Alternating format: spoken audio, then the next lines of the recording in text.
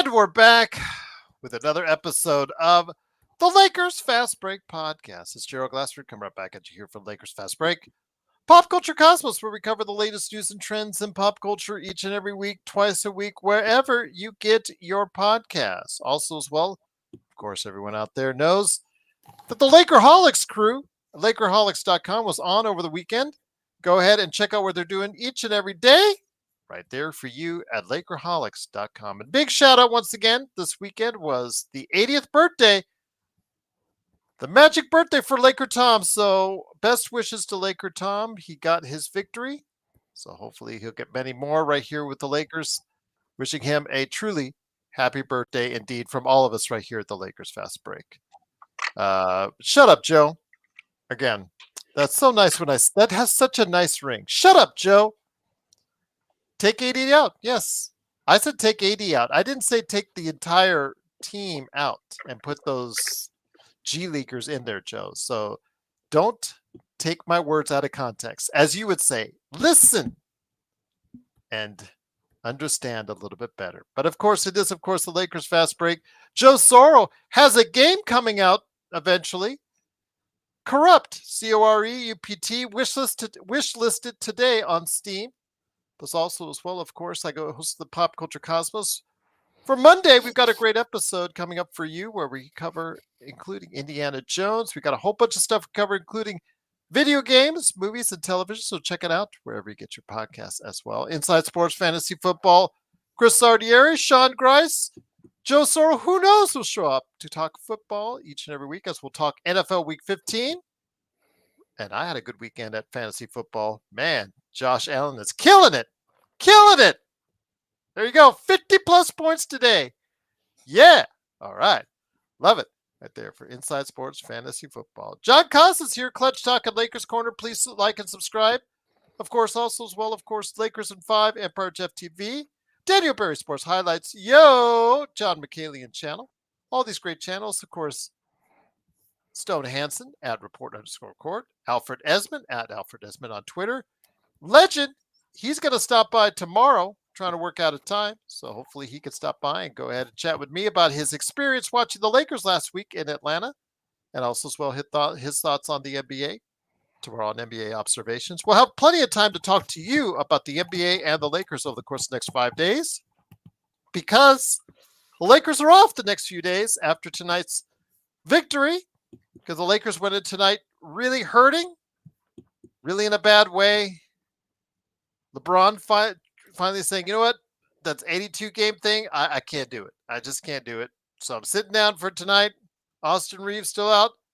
But thank goodness the Portland Trailblazers are the opponent tonight on the schedule. And again, a lot of people who have said that the Lakers have lucked out the first part of the season on their schedule due to injury or inept teams. This would count as the inept team, as this team in Portland just couldn't get it done. They're a terrible shooting team, and it showed tonight at times where they just couldn't hit the broadside of a barn. And for the Lakers, that's lucky enough because they did defend pretty good tonight without LeBron and without Austin, shutting them down to 25% from beyond the arc. But overall, after the first quarter, when the Lakers were down by 6, they came back with a 20-point plus as far as margin in the second quarter.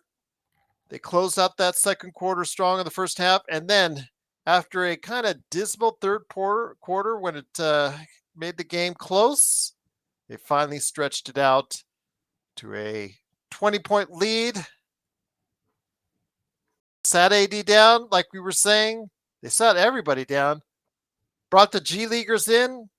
They tried really hard to get the Portland Trailblazers the victory, but not enough time and not enough made shots as the Lakers did win 107-98. And here today to discuss today's game from a great game from D'Angelo Russell, the president of the fan club, is here. Also as well, of course, great games by Rui Hashimura and also as well AD coming back to form tonight.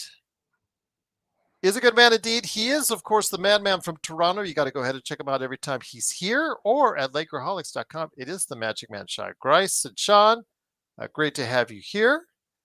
Your thoughts on tonight's game? Xbox, I think, said it best.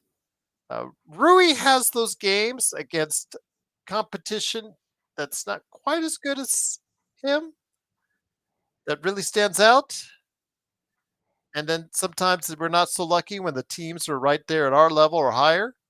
But tonight, it was a team that is looking hard at the lottery, and it showed in that second half. Absolutely, Gerald. It was the best of times. It was the worst of times. It was watching the Lakers without LeBron on the floor. And at times, that can look decent. And then there are other times, Gerald, when we're watching an unmitigated disaster out there, even with a new coach and even with a new scheme.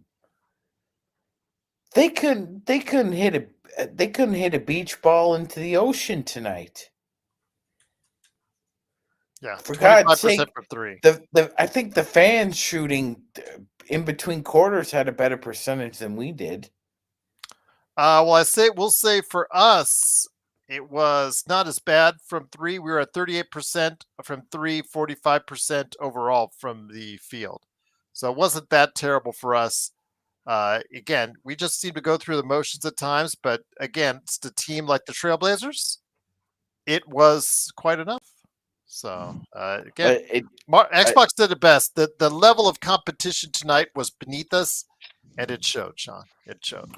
it definitely shows, Gerald, and it's also telling that once again, a, a a below average team manages to snare away the Lakers' concentration and focus. I mean, for goodness sakes, when we're playing an elite team, I I mean, lack of a talent aside, the Lakers still put up a bit of a fight when it comes to these bottom dwellers. I mean, the focus is just not there. And they just think they can get by on talent.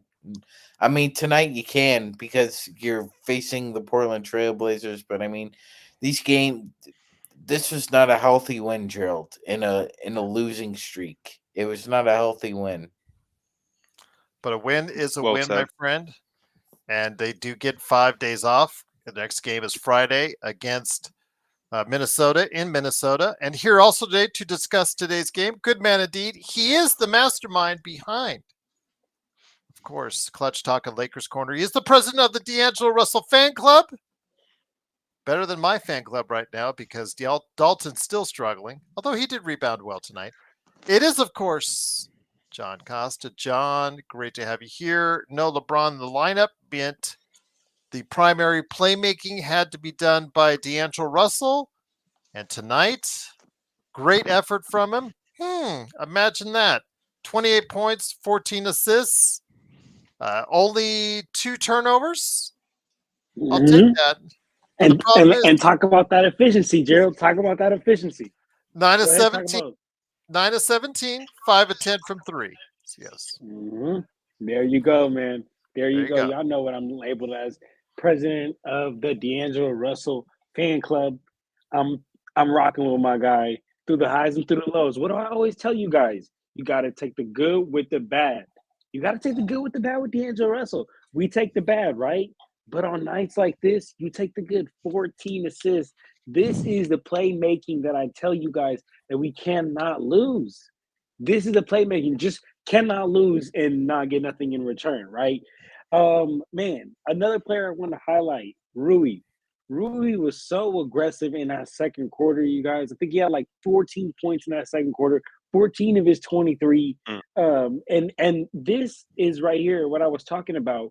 And I'm glad my brother Mark is on with me because Mark, remember we were talking last game when we lost, and I told you how Rui took his foot off the gas. Rui came out in that Bad. first quarter, And it was scored hot. like seven of his 7 like points. 10 Yeah, yeah, points he yeah. I had for the remember you game, saying that, and man. then just took his foot off the gas. This game kept his foot on the gas whole time and has a great game. The one thing I did want to say, and I don't know how you guys feel about this because I understand, both sides of the coin, but I kind of I'm glad we got the win, but it would have been dope to see LeBron play out there. And I'm sure, I know he said left foot soreness or whatnot, and I'm sure it just was. It's the I'm best. taking the It's the Portland Trailblazers. That's right, yes. yeah. But my thing is, I don't want us to get the same attitude that we got last year, which is that we can pull these where we feel like it's a luxury to do some of these things. Like you gotta be a certain level of good to feel like you have a luxury to do that, and we just don't, man. But wait, let me see what that screen sharing was because I don't even Oh, can see. you share it again, Magic? Sorry, I kicked it out, so my bad. we weren't laughing at you, John. We were No, laughing you're at good. the You aged JJ Redick photo. So if you could bring that got to back up, show John. I'll put up one more time. My bad. I there you go. That's JJ Redick. That's him at the All-Star break, everyone, right there. It's gonna be done. This guy's probably going Yes, through it right now. yes. Oh, that's classic. But also here today is You're good on man mute, Sean. indeed. Yep, yep. Well done, Sean. Indeed. But also here today, good man indeed. He is heading up as well, along with John Costa, Sean Grice. Big shout out to Laker Nick as well. Thank God no Joe on the stage for playback.tv/Lakers Fastback. Oh, did I say that out loud? It is, of course, Mark, aka Xbox. Xbox, great to have you here. G'day, Better boys. hair than Joe Soro, according to what the chat said last time, because they seem to be Haven't infatuated with your started hair. dying just yet. Yeah. Yeah, not dying it. Yes, just yet. Well, the whole Uh. thing for Joe. Yes, there, the whole thing. But need I digress on that? But they got the victory. It wasn't pretty, especially they finally got up by 20. G Leaguers came in and they were disaster. Bronny Man. is, I think Doobie was saying, well, oh yeah, he had finally his best game ever. 16 points last night as a G Yeah. Leaguer. I think it was. I 0 looked for it up 4 from now. It's still over. 3. Yeah, over 4 from 3. Still can't hit Yeah. three to save his life. But Nah. came in 5 from tonight. 11. Yeah, it's embarrassing. Olivari looked like he was playing in his first NBA game, just super nervous. Yeah, the development on this team Oh, as it's far bad. as the back end is very concerning because you just don't see players that can help us win now. But against a team like Portland with 5 days off coming, who knows? We might see a better matchup against Minnesota than we did last time. That's what my take Well, was. you'd hope so. Hold on, Oh, let me say that because Yeah. let me just say it real quick because that's what I think I got cut off. I forgot to say that's what my take was. my bad. I did My not. bad. No, all good. I did not like how LeBron and the Lakers felt like, oh, because it's Portland, we could take a game off because that's how we got last year when we took L's that should have been easy dubs. But not even just that. You know what? I know LeBron maybe just wanted to take the extended weekend, but and you guys tell me, I mean, I'm not trying to be funny, but you guys are closer to age with LeBron than me. But like, in my opinion, That's rude. there's no difference Not between me. rest of 4 days or 5 days. Take Like it. if he would have played today, he has 4 days off until our next game versus just having 5 days off because he didn't play today. I think it makes no difference in recovery, but I could be wrong. Just No, wanted to that's say a that. But go fact, ahead, Mark. John. Yeah, it doesn't Mhm. really make sense why he would sit tonight out of all the Yeah. games. I mean, it makes sense from the opposition point of view because they're He's very got 6 beatable days without off him. now, or five. Yeah. He's got 5. 5 full days off. Well, Yeah. actually, with the Well, day off from the road trip, 6 full days off. So yeah, yeah. So you'd expect him to come out against Minnesota and be able to light up the whole game. But like Sean made a Yeah. really good point. Like we won, but it's a pretty ugly win, hey. And like just looking at the box scores as well, man, I can't believe the third quarter. Like we've lost the first and third quarters against a pretty shite team. Like you kind of want to come in and win all the quarters in these kind of games. So I reckon, yeah, Sean's point's really valid. This is just a win, and we're going to take it because we need wins. But in terms of the signs for the team, it's done nothing for me. And even probably worse, I was pretty excited about seeing Olivari play in the team. I'd seen a little bit of his action in the G League, and yeah, I mean he looks pretty elite in that league. But man, he looked really bad. And I know that it's his first game, so we've got to give him time. But the nerves were, he was playing like Like he couldn't keep up with sort of hit the speed of play which he wanted. Like reminded me a lot of how Westbrook used to play, just get like really overexcited. But he didn't play that long, and he did get a 3, so we won't go too hard there. But yeah, Rui for me, he's a bit of a downhill skier like D'Lo. They play good against bad teams, and when things are going good, they look great. All the celebrations are popping out of nowhere. But once there's a bit of diversity, it just goes back to same old habits. AD was all right tonight. Should have been pulled out earlier. So yeah, Sean's point's really valid. Like it's a win, but it's not a good win. 30 Sorry to points, 11 rebounds, be 5 down. block shots for AD. Yeah, against a lesser. Same thing as you could apply the same comments that you made, and very astute, by the way, Xbox, for Rui that you could apply for Anthony, AD. Great against the lesser competition because he feasted on DeAndre Ayton tonight. But Yeah, how is he against Jokic? How is he against yeah. some of the elite centers or big men in the league? So The that's the bonus. problem. Mm. Yeah, that's what we seem to go through every time. Magic Man, let me get it back to you. And once again, the Lakers do win tonight, 107-98. The Lakers now have relatively like 4 full days off before they head to Minnesota. I was saying before to Joe and EJ, we talked about the upcoming 7 games at that time, and I think EJ said 1-6, Empire Jeff, and Joe said 2-5. Well, they're 1-1 so far, Magic Man, and they said this would be the only game that they would win, so they were right on that. Do you see any kind of success before we meet up against Golden State on Christmas? Because remember, we've got 2 in Sacramento who are under 500. We've still got 1 against Detroit who's under 500. We've got a home game against Memphis. We beat, I think, at home before already this season. Of course, we got a couple other tough games as well, including the Minnesota game, which comes up. Let me know your thoughts, man. Do you see it as bad as Joe and Empire Jeff have seen it? I'm not gonna join the ER clones and say we'll go 2-5 or 1-6, Gerald. Because I said 3-4. I'd say that's probably more around where I'm thinking.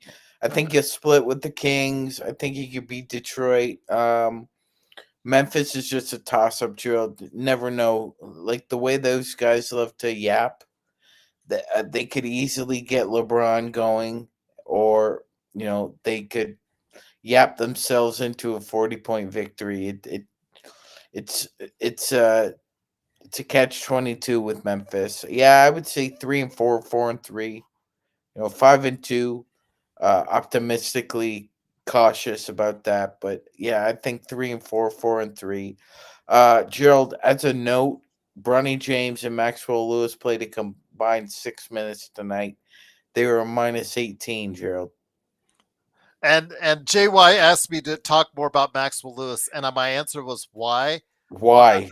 Why is he's on the team because he has a guaranteed contract. That's the only reason, because Rob Pelinka is a poor talent evaluator. Well, looky here. Well. Gerald, I'm not to. I was just gonna say, hold on, one thing. Look what the cat dragged in. Go ahead, Sean. That's an interesting chicken and egg question, Gerald, because don't you think a lot of that emphasis falls upon Pelinka and the Lakers staff to understand where Maxwell Lewis fits in developing as an NBA player? The proof is in the pudding, Magic Man. I mean, how many, as I say, keep on saying, how many dead roster spots with guys who cannot continually contribute on both sides of the ball do we have at the back end of the roster? And it starts with Cam Reddish, who had a dice game today, but seriously, on an every game basis, he usually gives us 0 points in 15 to 20 minutes. Stop if you haven't heard that before, me counting that out during the course of like 6 or 7 post games already. Or Gabe Vincent, who gives you like at times 0 points in 15 to 20 minutes. Those guys. Then you've got, of course, JHS.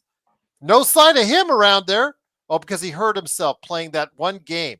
that one game he already hurt himself. Unbelievable. Maxwell Lewis, he gets 26 in the G League.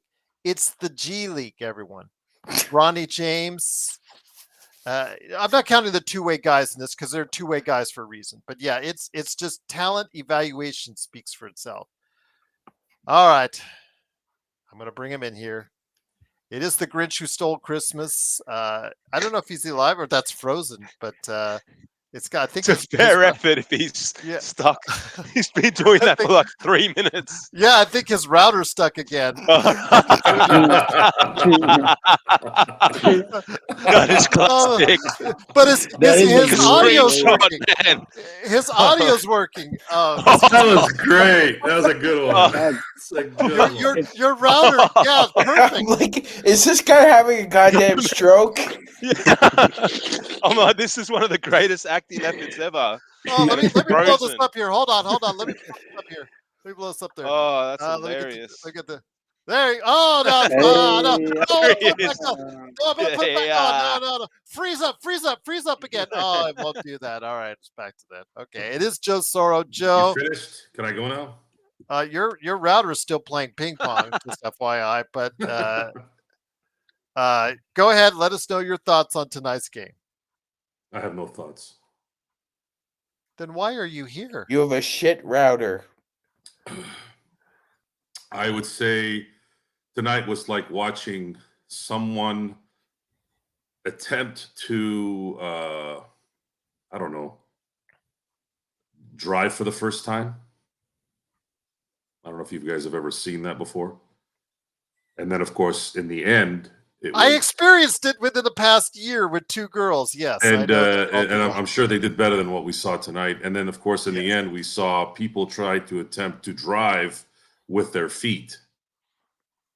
Oh, Seriously, I mean, I don't even know what to say at this point with the amount of just destitute a roster that this is. Seriously, I mean, they made up 11 points in a matter of what, 49 seconds? The whole time Bronny was out there. Who told that idiot to do drop steps and floaters? Oh, don't forget the hook shot. You don't even know how to do a layup. What the fuck are you doing? Don't forget the hook shot. Green Seriously, what is this? Is this charity? Is it charity? Is this a charity event? Yeah. This is where you can get on JJ Redick for. If JJ Redick wants to be a serious coach, he needs to go talk to his boy and say, I ain't putting your kid in, man. I just have one question. Jesus Christ. Is it possible that, you know, those game shows where it says cheer, like applaud when you come back? Do you think that goes up on the Jumbotron when Browning comes in? Because I don't understand the remember Goldberg? The elation, just the sheer elation. Yeah. They used to pump up the Goldberg thing after about maybe 2 years because people started getting sick of Goldberg. So they'd Goldberg. They have to pipe it in because no one was saying Goldberg anymore. Gotcha. John, we'll bring it back into this. I preferred Gilberg to Goldberg. There you go. Dwayne Gill, indeed. There you go. A name I never thought I'd hear on this podcast. Dwayne Gill. John, let me bring you back in here, my friend. Let's get you back on the D'Angelo train. I mean, he's put a couple nice games together. I'm not going to say otherwise, especially tonight. Can he continue to putting this together like he did last season? As Joe, his router. Dude, your router is playing ping pong. I'm just letting you know that, Joe. But John, let me ask you this. When it comes to D'Angelo Russell, do you think he can start having that remember last year the calendar turned 2024 or started to play well. Started to play so well, he became I guess a poor man's version of the number 3 spot on the team. He's starting to put some games together. Do you see that happening once again for D'Angelo Russell? And conveniently, as he becomes a free agent at the end of the season. Exactly, right? I was about to say, I don't know if you guys remember, you mentioned it was the turn of the calendar year when he got better. But another thing was that free agents was that contract was was coming up was there was talks around, hey, D'Lo, you might be out of here, man. You might be out of LA if you don't get it together. And then boom, ends up getting it together. And now this year, like how you said, with the contract year, um, from what I've seen this season, I would be crazy to tell you, yeah, he's gonna now be able to give give you what we saw tonight, because that would just be a lie. That would just be a lie. But what I will say is, look, D'Angelo Russell is a real rhythm player. He's a real rhythm guy. I want to see him keep this going.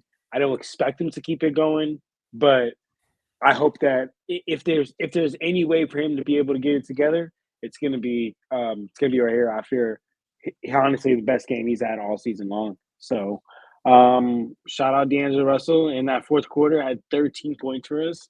Finished tonight with 28, like how you said, Joe. I mean, like how you said, Gerald. And I mean, hey, even no matter what he does, him playing better, it either helps that trade value, or just helps us get better. So I'm taking it. I'm taking it, man. That is so weird how I have to play with the screens in order to get Joe back. But even if that's the case, it's still freezing on us. Mark, let me get you back in here. And once again, the Lakers do win 107-98. It's the Lakers Fast Break. Please like and subscribe. I know we say it all the time. I know all the YouTube channels say to do it. We need you to do it. We're almost to 2,000 subscribers. Any little bit helps us out. Please like those likes. More likes we get on those videos, the more YouTube knows that people like it. They'll share it with other Lakers fans out there. And Mark, again, it wasn't the prettiest victories, as you said earlier, but a win is a win. And the Lakers, seeing how you've got the Clippers struggling, you've got Golden State struggling, you've got the Suns struggling, you've got the Nuggets struggling, losing to Washington last night. That's probably the worst loss of the year for any team right there. Because that was were they on a 16-game losing streak, I think, at the time? Yeah, against the Wizards. Yeah. Wizards hadn't won the whole month of November or Yes. whatever. Yeah. So Pulled Lakers, that 39 points. Yeah. exactly. So the Lakers, with this victory, they move back into 8th place in the Western Conference. Minnesota, they got slowed down.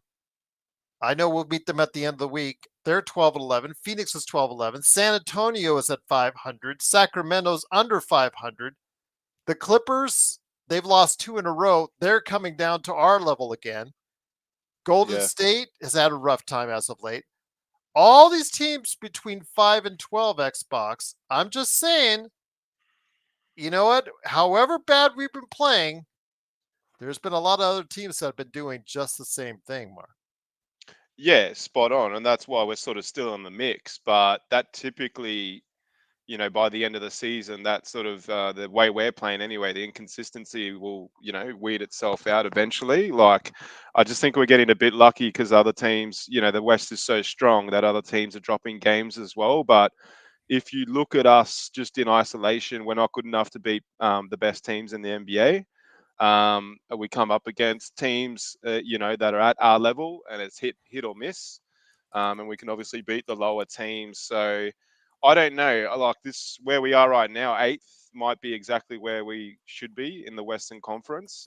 But yeah, I still don't like the signs. Hey, like I just don't like the signs of where we're at, and I don't expect us to make certainly playoff spots. We might get lucky because of the strength of the West and make a play in, but that's not going to do us any favors too. We make another play in, we win the play in, we make the playoffs. Rob stays around for another year. We're sort of in this limbo position right now. I don't know if I want us to slide off the face of the planet like I thought we're going to do, or we're going to keep picking up these 1 and 2 games or whatever, where we keep ticking along and the fan base thinks we're semi-competitive. But just quickly on that Bron thing, or Bronny James, I don't know. Alan sort of mentioned that the clapping was more of a bit of a Australian word here, but a bit of a piss take. I don't think it is. Like the way No, they they clap want when him. Bronny, yeah, it's like it's not like they're not Laker fans. It's like they're Bronny fans that are They are there. Bronny fans. Because remember, we Yeah, talked about it on the previous episode, Mark. yeah, 500,000 Bronny jerseys. jerseys sold. Yeah, And there a so lot of those people are sitting in the crypt for tonight's yeah, game. and that's why it's happening. Well, that's why, yeah, he's getting game time. Sorry, John, you go. No, you're good, brother. No, I was just gonna say that, like, I feel like yes, there's a part of the people that are like, cheering on Bronny, but at the same time, I feel like a good 30% of those cheers are like kind of making fun of him. I ain't gonna lie to you. Like they're kind of making fun of him. They're like, yeah, like put this guy in, like, I and I think mean they this super. legitimately want to see them I mean this. done. I mean this super. I mean this Mm. super respectfully, but it's kind of like at the end of the game, you have someone like the guy who was like the team manager or the guy Uh, who was maybe like a little It's like, slower are that you gets saying it's like gets the to Chuck? go score, Well, are you saying you like? What? and Well, everyone's hold just on. like, yeah. Let me say, are you saying he's like the Chuck Nevitt of 2024? Because Chuck I don't know Nevitt, what Chuck everybody Nevitt knew is. that the game was well. If you're Lakers history, that was back in the I 80s, know. back at Showtime, when you knew the Lakers had a blowout, 20, 30, 40 Mm-hmm. points. Nevitt, you would hear the chants, Nevitt, Nevitt. And then when he came back in, he got that kind of applause because he was a 7'5" guy. That's why he still remained, you can't teach 7'5". So he was, Yeah, but he it's was like a terrible. freak show thing. It was like saying It's like, Boban. yeah, Boban would get it's just like, similar yeah, ovations. I don't know, exactly. man. It's just For like me, fanboy. Yeah, yeah, big like time. I agree, Gerald. Like But you meant there's like the some people freak that show really love to see it. mentality. You might have hit it right there on the head. Freak show mentality. Mm. I think your guys are right on that. And some people just genuinely love LeBron that much. But I am There's a people who genuinely love LeBron that much. There's a little bit of people who are his fans, but I really do believe that there's people who are kind of like not laughing with him, but laughing at him. Kind of one of those situations. Well, in they my laugh opinion. at him. Oh, trust me, I was there live in Las Vegas. He were cheering him as legit when he came on the court, but they were laughing at him once he started shooting the ball. Legitimately, were laughing at him. They were. You could watch that video, and I'll tell you the jokes that were being said from the rafters. Yeah, they were brutal as he went Brutal, like I bet. 0 for 8. I think that was the day he went 0 for 8 from the three. And yeah, it was brutal at that time. So yeah, you're right. There is probably like a novelty, probably like a freak show type mentality, what they want him in there. Mhm. But because they most people don't see him as a legitimate player.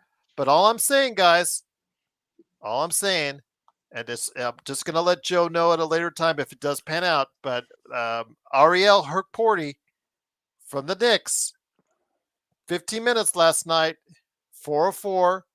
Again, small sample size, but 6'11", and he's already scored more in I guess 2 or 3 games that he's played than Bronny has all season. In fact, I think he scored more. He scored more last night's game than Bronny scored all season. And I'll just leave it at that. Sean, go ahead, my friend. Yeah, there you go. So, Gerald, just to put into perspective how we are the weirdest, and I mean the weirdest. Oh, let me add one more thing. Hook Porty was drafted after Bronny James. That's why I'm saying. Go ahead, Sean. My apologies. Yeah, not at all, Gerald. So, Gerald, in the 13 wins the Lakers have, their point differential in those wins is less than 8. It's 7.9. In their 11 losses, their point differential, negative 17. It's crazy. Negative 17. So, Gerald, for those who are new or maybe trying to get familiar with how to look at an NBA season as a whole, point differential is probably your greatest indicator of future wins and losses. And right now, the Lakers have a negative point differential. Now, if you Yeah. if you map it over the next, say, 50 games, the Lakers are right now about a 40-win team, which is not what a lot of people disagreed with what they kind of saw with this roster, like average. Like there is nothing more average right now than in the NBA than the Lakers roster, and it shows. It It does. shows. We're Yeah, getting super badly outplayed inconsistent. in losses, and in wins, we're squeaking wins out here and there. Look at the box Aussie. score tonight. The box score is terrible. Like three Yes. players absolutely dominated, and then I can't even believe the rest of the team's numbers. Like that normally doesn't get you a win, that kind of spread. So we're just lucky we played Portland, hey, because yeah, the rest of the team. What's happened tonight with Gabe, guys? I mean, last game the dude looked like Miami form, and tonight, I don't know, JJ's sort of rotated. Like JJ played him like 35 minutes the other day, and now he's played him 24. Yeah, Yeah, that's I don't that's a know, man. What's going on? Darvin Ham move. That's a Yeah, that was Darvin Ham odd. move. And real quick, Robert, just because that's my dog, always asking great questions. He asked Joe and I, and I mean I'm sure everyone as well for sure, of how many teams he thinks that the Lakers are better in the Western Conference right now. Joe said 3 to 4. I'm being honest with you guys. I could only comfortably, legitimately say the Utah Jazz and the Portland Hmm. Trailblazers. And I mean, I want to say the Spurs. To be honest with you, fully healthy, we're not better than the Pelicans. I would say But the Spurs been putting it together. Like the Spurs, like I fully healthy when they have a chance to put it together. Like they have the youngins, they have the vets, and they have Wemby. I'm not saying that they're going to be able to contend or something, but we're Man, and yeah. Anthony Davis away from being bottom barrel of the league. But I'm sorry, Sean. What were you going to say, brother? well, I was gonna argue with you a little bit, John, but you said when New Orleans is healthy, though. It's healthy. You see, when they got a healthy roster, yeah. Yeah, when they Ain't got happening anytime soon, that's Nah. for sure. So Pretty eyes out. technically, we're better than the Blazers and we're better than the Jazz. I'm confident we're better than those two teams in the West, but that's it. Good for us. Yeah. So, Joe, Okay. let me bring it to you. And once again, the score for the Lakers tonight with the victory 107-98. They are 13-11. They move up to 8th place in the Western Conference. They get some days off, Joe, and I know that's one thing that we had mentioned as far as how tired they looked this time last week, barely beating Utah, then getting their hand handed to them, in Minnesota. Then obviously we'll see in Miami and what happened in Atlanta as well. Going to do anything for the Lakers as far as the rest is concerned? Because they get, like I said, 4 days off here this week. They get another few days off right after the Memphis game. I mean, that's a lot of days off. That could mean a lot of rest for LeBron and AD. Your thoughts? Could that mean anything to help the team before the end of the year? Tired? Who's tired besides LeBron? They We were. got Max Christie's 21. Anthony Davis is 31. Rui's 26. Davis was gassed last week. 23. Don't tell me that. Davis was gassed last week. Okay, that's fine. Okay, I'll give him a reprieve. You got a bunch of 21, 26, 24s. How many? What else? 26, 25, 28. What do you mean they're tired? Gabe is 28. How are these guys tired? This is their job. There's only 4 teams that they're maybe better than. For sure 3. That's it. This team sucks ass. It sucks ass in decision making. It sucks ass in every possible basketball operational decision you can think of. What the fuck were they thinking doing what they did in the end of the game? You guys were all sitting there telling, get AD out, get AD out. I'm sitting here with trying to wrangle up a bunch of fucking nutcases around me. And I'm like, no. And like, oh, yeah, how you doing? Yeah, we're going to come over here. And, shut up. Okay, yeah, go over there. Go walk over there. And then I'm like, all of a sudden they start taking them out. And I'm like yelling at the TV. I was like, what the fuck's going on with you? I'm like, wait, don't take them out. No, move it over there. Move it that way, this way.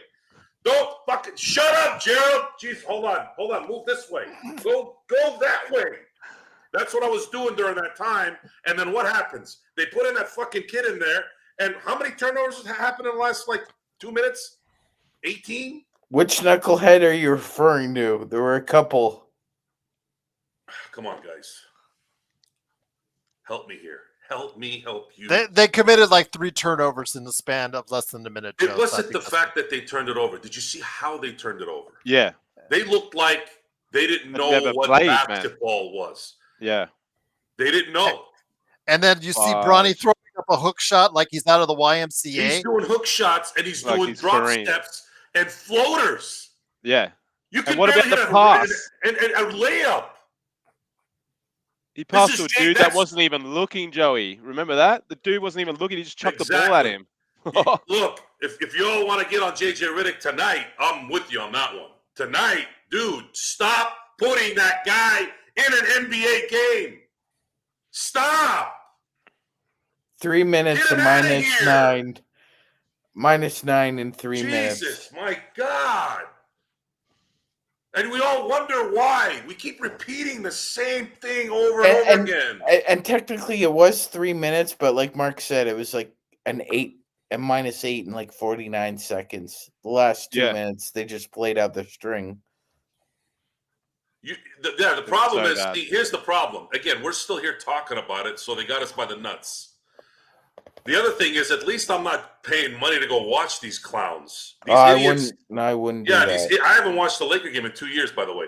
At what is it now? Cronus, Art of War, and End of War, and God of War names now that they're going to call the arena. So I'm trying to figure out. These guys stand up and clap for some child who can't play in the NBA. What are you clapping about? I believe, man. What are you clapping at? If you guys want to go support a bunch of people who don't know how to play, go to the high school. Go watch high school basketball or high school football, freshman frosh, where they have a B team and a C team and they play a fifth quarter. I remember I was 13 years old. I got to high school. Okay, I don't know the world from my ear. I get to practice that first practice, and they're like, "Oh yeah, you're on this team." I'm like, "What do you mean I'm on this team?" They're like, "Yeah, this is the A team over here. You're gonna go over there, and that's the B team over there." I'm like, "B team? What B team? The hell's a B team?" I would have killed for a B team tonight. I was like, "B team?" I go, "You have a B team?" And I'd already told you that story, Sean. Remember how I said I was the last kid, the last year, 2 years earlier, I was the last. I was on the last team where they cut players. After that, they just let everybody keep playing. I'm like, what the fuck is this? How do you earn? Again, I didn't know anything at that time. I'm a 13-year-old kid, and I was thinking this. I'm like, what do you mean you can't? What do you mean B team? What the hell's a B team? This is what it is. This is what it's manifested to, guys. It's here.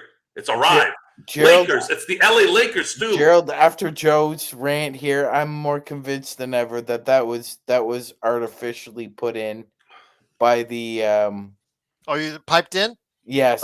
Like a WWE special where they piped in the Crip piped in all the cheering for Bronny, 100%. Because they would tell you exactly who was baby faces and who was the heels by making sure that you get the piped in boos or the piped in cheering. Okay, I see how it is. I wouldn't say I put it past. Terrible product.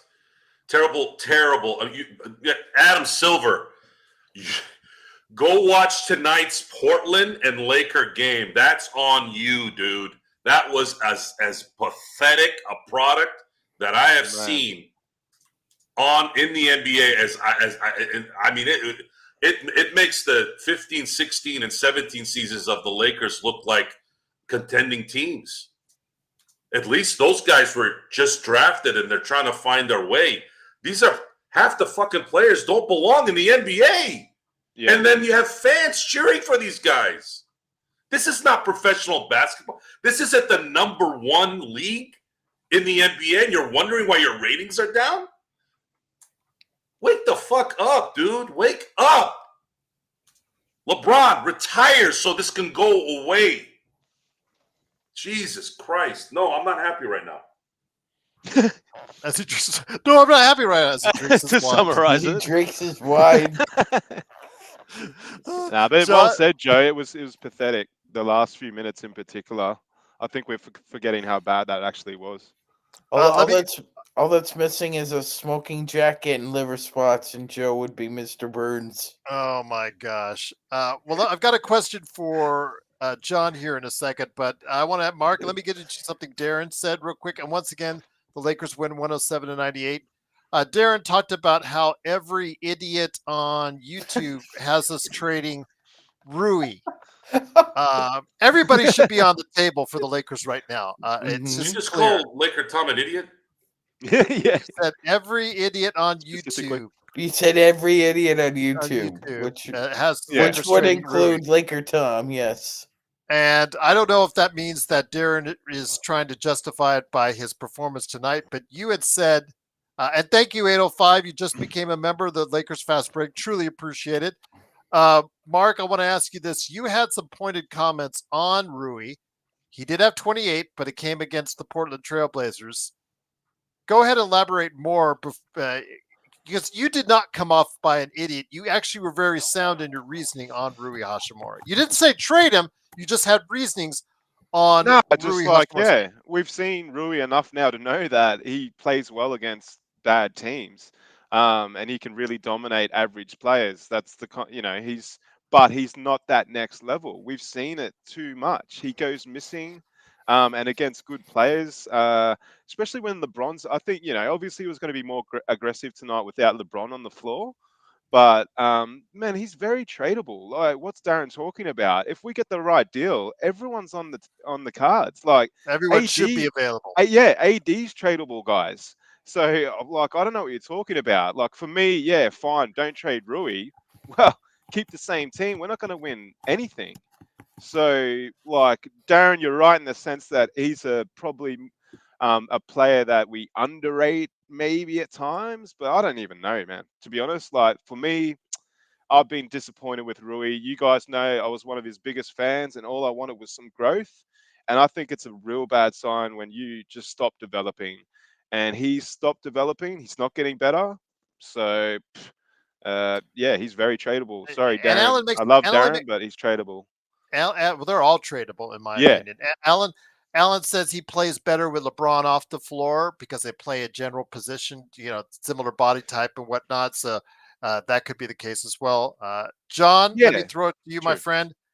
By the way, Mia said John is the GOAT. I just wanted to mention that. I saw it earlier in the chat. I just wanted to make sure you got the big shout out on that.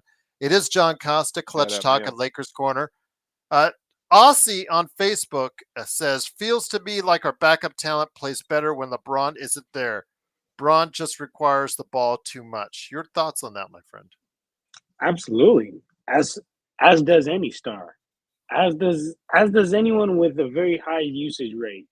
I mean, you could look at when Jalen Brunson got to step up. When Jalen Brunson was on the Mavs, everyone that really watched the Mavs knew he was good. Good point. But everyone in the whole world found out he was really good was when Luka was out, and then he got to just have the ball in his hands a bunch, and then you really saw his usage rate really skyrocket. And I'm gonna be honest, guys, the league is so good. I'm not saying there's a whole bunch of Jalen Brunsons in backup spots, because that guy went from a backup to an all-star, but this league is really freaking good. Like, there's a lot of guys who are just are simply getting held back because the NBA is just so damn good that it's like, if you're not in the position, like, it could simply be that you're good enough, but it's just wrong timing, wrong organization. Like, a lot of times NBA players talk about how, like, organizations, the goal will just simply not be to win. So it's like, as good as you may be, if the organization's goal is not to win, it's tough. So I say that to say, I think there's a lot of guys in this league, in a similar position of, when star players come out, when you get to have the ball in your hands more, like, you have to be a really good basketball player. And you have to understand the game of basketball to be able to be good and effective without the ball in your hands. A lot of people could be good with the ball in your hands, but if you could be able to get good without having to have the ball in your hands, yeah, you're going to be able to play some sort of high level basketball. But yeah, that's how I feel about that. Yeah, very good point on Jalen Brunson. I thought that was very astute. Yeah, the way you pointed out. Look at now. He's leading New York Knicks, although $7,000 hates him like that guy is a Nick hater, man. $7,000. He's like thinks they're like G League level as far as Jalen Brunson's concerned at times, the way he comments about him. It's like it's crazy. And I'm like, okay, all right, whatever. Magic Man, let's get you back in here because I have a question for Hey, you. Darren, just tell Darren to calm down a bit. Like, come and act like you know basketball. I've just got my own opinions, Darren. So just Yeah. chill out, I bro. will You say wanted to ask me about Rui, so if you don't like my answer, don't. Darren, on I the will track. say this. As I've said it before, Rui is very inconsistent. But the reason why Washington traded him is Come on in because here, he's Darren. the 2 games before he was traded to the Lakers, that's the Rui to a T. Scored 0 in one game and 30 in the next. Or 30 and 0 is one of the other. And I've said it before on many occasions, Darren. You don't know what you're getting with Rui from one game to the next. But again, at his peak, efficient player, shoots well from the outside, can rebound. You don't really know if he can defend threes or fours well. Seems to have a hard time with each, depending on the matchup. But again, Rui should probably be a 7th man or a 6th man on this team, and I think it would be a lot better for the Lakers better off. But Magic Man, let's get you in here. If you count us as the idiots too on it, as far as every idiot on YouTube, then I guess it is what it is. Magic Man, let's get you in here. There was a question I wanted to go ahead and ask you that was in the chat. Alan YST says, to be honest, I can't see a deal for the Lakers that will thread the needle. We Lakers fans have to wait for LeBron to retire, so best bet is to keep the picks. Call the season a wash? Do you call the season a wash? Because most of us here haven't thought the Lakers season was going to go well in the first place. We don't know if we have really enough assets to really move the needle in a good direction. But I want to hear your thoughts, my friend, now that you're back with us. Your thoughts on, is this season a wash? So the way you put context into that, Gerald, is interesting. So I would say this. I didn't have any expectations coming into this season. 0. I didn't expect us to be world beaters, but I didn't expect us to be scraping the bottom of the barrel either. It was kind of, we're mid. We hired a mid coach, and we're kind of stuck in limbo for the foreseeable future, which is about 1 or 2 years at the minimum. So in that regards, I mean, if it was a wash, it was already a wash. So if that's the question, I would say this season is about trying to garner better talent at maybe a slower pace than we're accustomed to. But if you can add a couple of pieces throughout the year that you think will benefit us in the long term, that's the way I would go. I wouldn't just look to just shed salary at this point and dump it. It again, we're kind of defeating the purpose here. If you decided that LeBron was going to be traded, and first of all, you'd have to convince him to ask for a trade or want to leave. Even and despite that, Gerald, uprooting that situation now, given everything that they went through with drafting Bronny and investing in him, don't you think that would look really, really bad? Yeah. I do too. That's why I don't think you make that move right now. There are too many eyes and ears watching what the Lakers are doing. And at this point in time, I think we can't hit the panic button or the abort button just yet. Once again, it is the Lakers winning 107-98. It is John Costa, Clutch Talk of Lakers Corner. Mark, aka Xbox from Down Under. Magic Man Sean Grice from Canada. I always, when I say this, I got Northern California. I've got Toronto. I've got Australia. And then I have Joe Soro right here. There you go for you. All right. Ox 1947. But Joe, on all seriousness, I know our kidding aside, do you think the Dodgers, well, by the way, compliments to your Steelers, by the way, with a great win. They're really lining themselves for the playoff run. But did the Dodgers dodge a bullet with Soto signing a $765 million 15-year, no kind of deferment, and it could go over 800 if he hits the right incentives? Well, it just came down to the Mets paid more for him. The reports were that the Dodgers offered 600, and I'm not paying Soto 805. Sorry, I don't care how good he is. The reason why they signed Ohtani for 700 is because he makes, I think, 33 million more than the second guy in endorsements a year. Makes about 40 million a year in endorsements. And then there's a huge country that supports and advertises through the Dodgers. So in terms of an economical standpoint, that makes sense. I don't know if Soto has that kind of pull in the Dominicans. And he's also extremely bad on defense. So at least with Ohtani, you kind of get two players for one. If he starts pitching here, which it looks like he will at the beginning of the year, and they're talking that he's probably going to pitch at least 2 or 3 more years. I'm just speculating on that, by the way. I'm guessing 2-3 more years, but maybe he pitches more. I don't know. Especially if they have a 6-man rotation, maybe you won't get it as taxed. It makes sense, and it's already paid off. It's already paid off in a lot of ways. He played 1 year, had one of the greatest seasons that any professional baseball players ever had, and went 50-50, won the MVP, and won a World Series.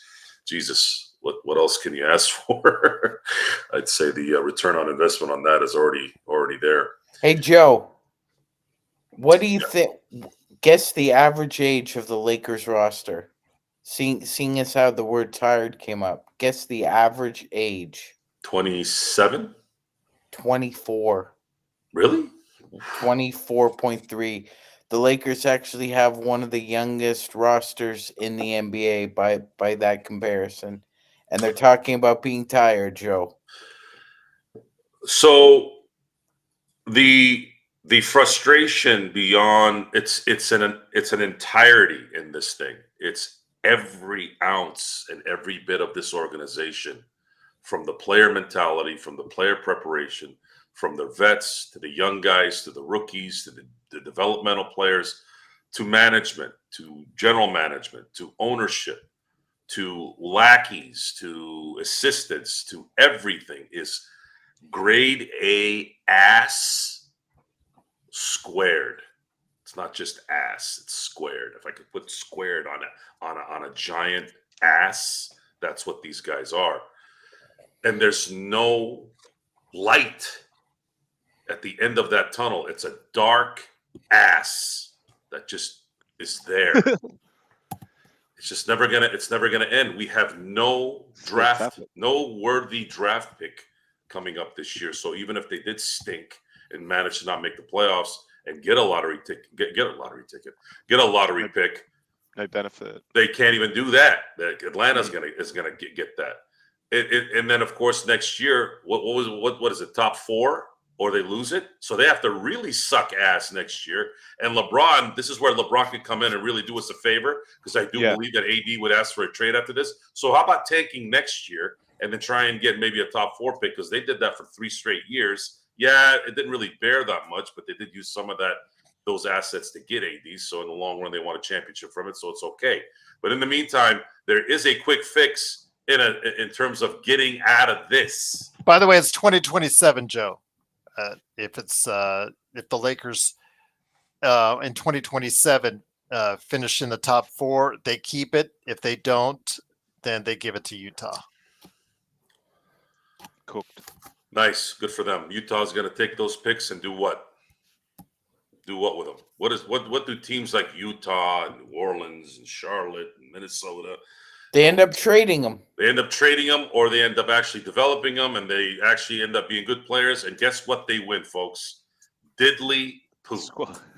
This is what Adam Silver wants. He wants these guys to win for some weird reason. He thinks the NBA is the NFL. Now, he actually did make it like the NFL. There was a time where free agency and the deadline in the NFL were snooze fests.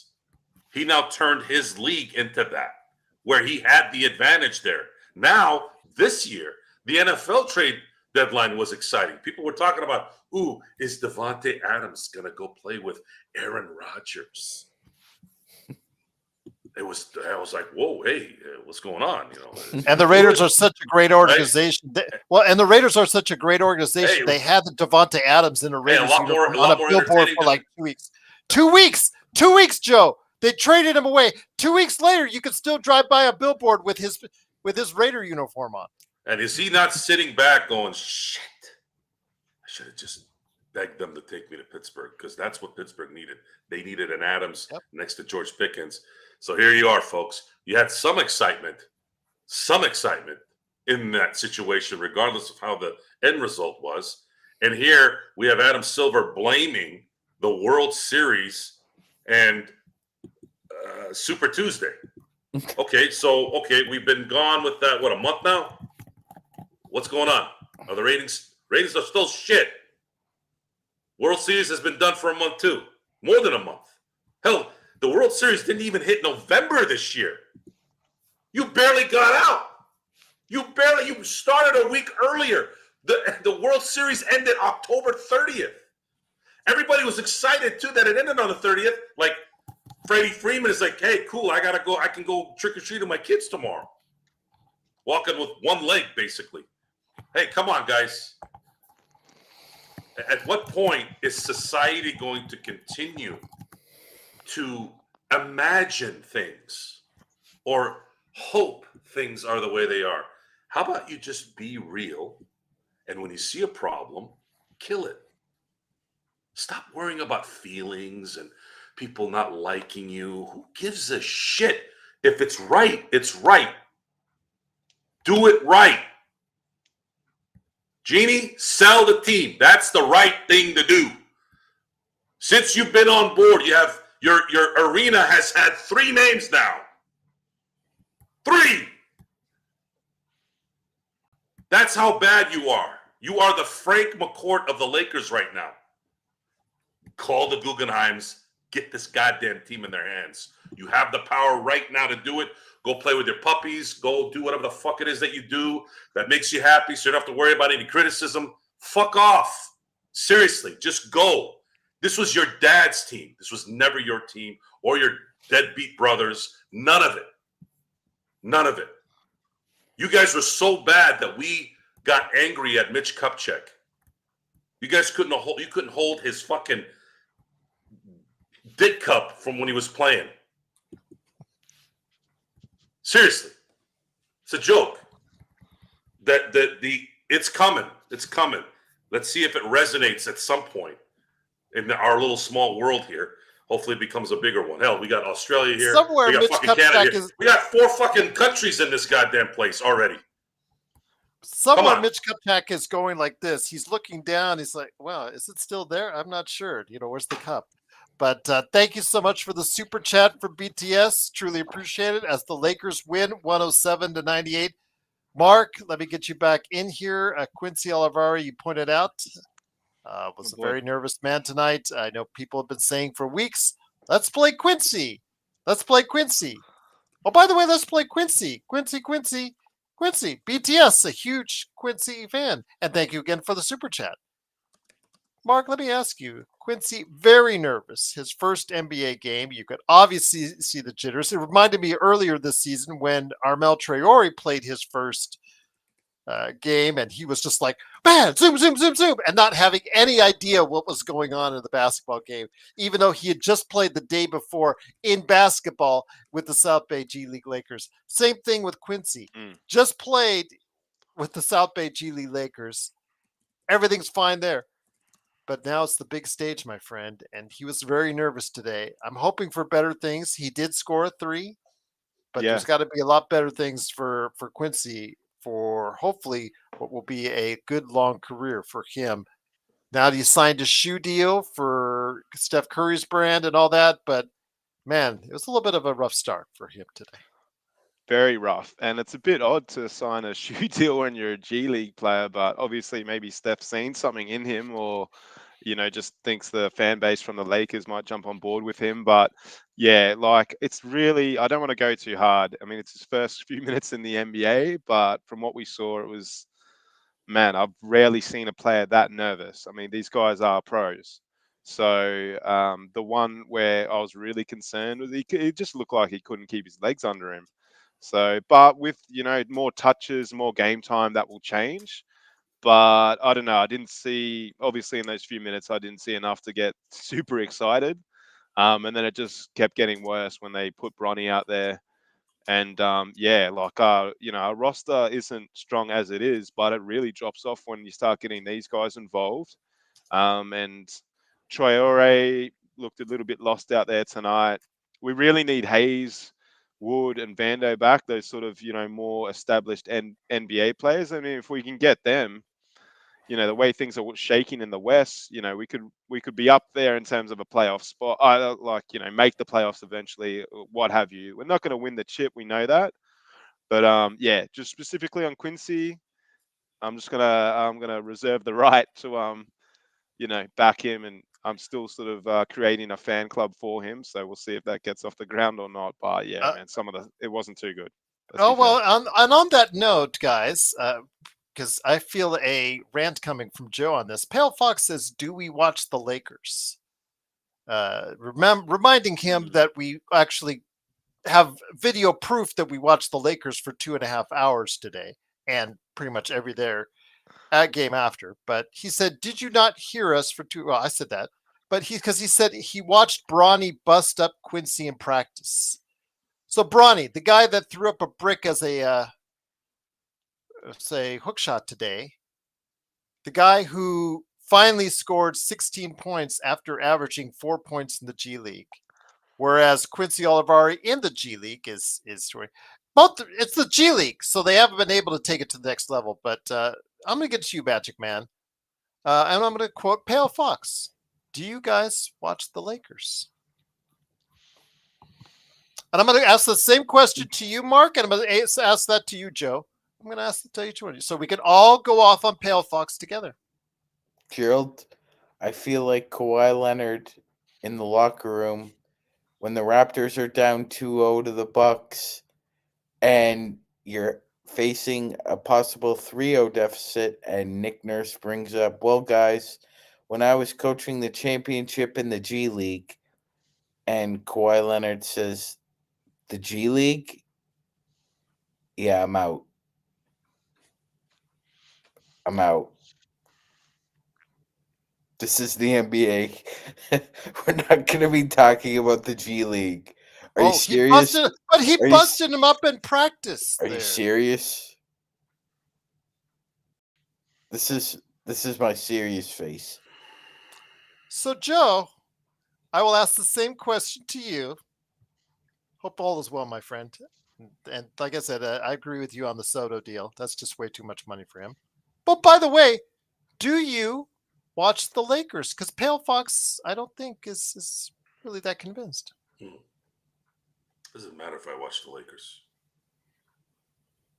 At this point, they are what they are. Mm-hmm. This has nothing to do with me. It has nothing to do with me. I'm interpreting what's going on. Unfortunately, most people who interpret things are wrong on what they're looking at. It's not like this is a Rorschach test. This is not. The 13 and 11. The 13 and 11. This isn't rocket science, folks. I don't even know what rocket science is, by the way. What? Astrophysicists and chemistries and geology. I don't know. I'll be honest. I don't know what they do. Okay, all I know is they say rocket scientists. Okay, they build rockets. For all I know, they don't build rockets. certain people in that business, they're like those guys on the ships that just wave the planes in. I don't know. Okay, I don't know.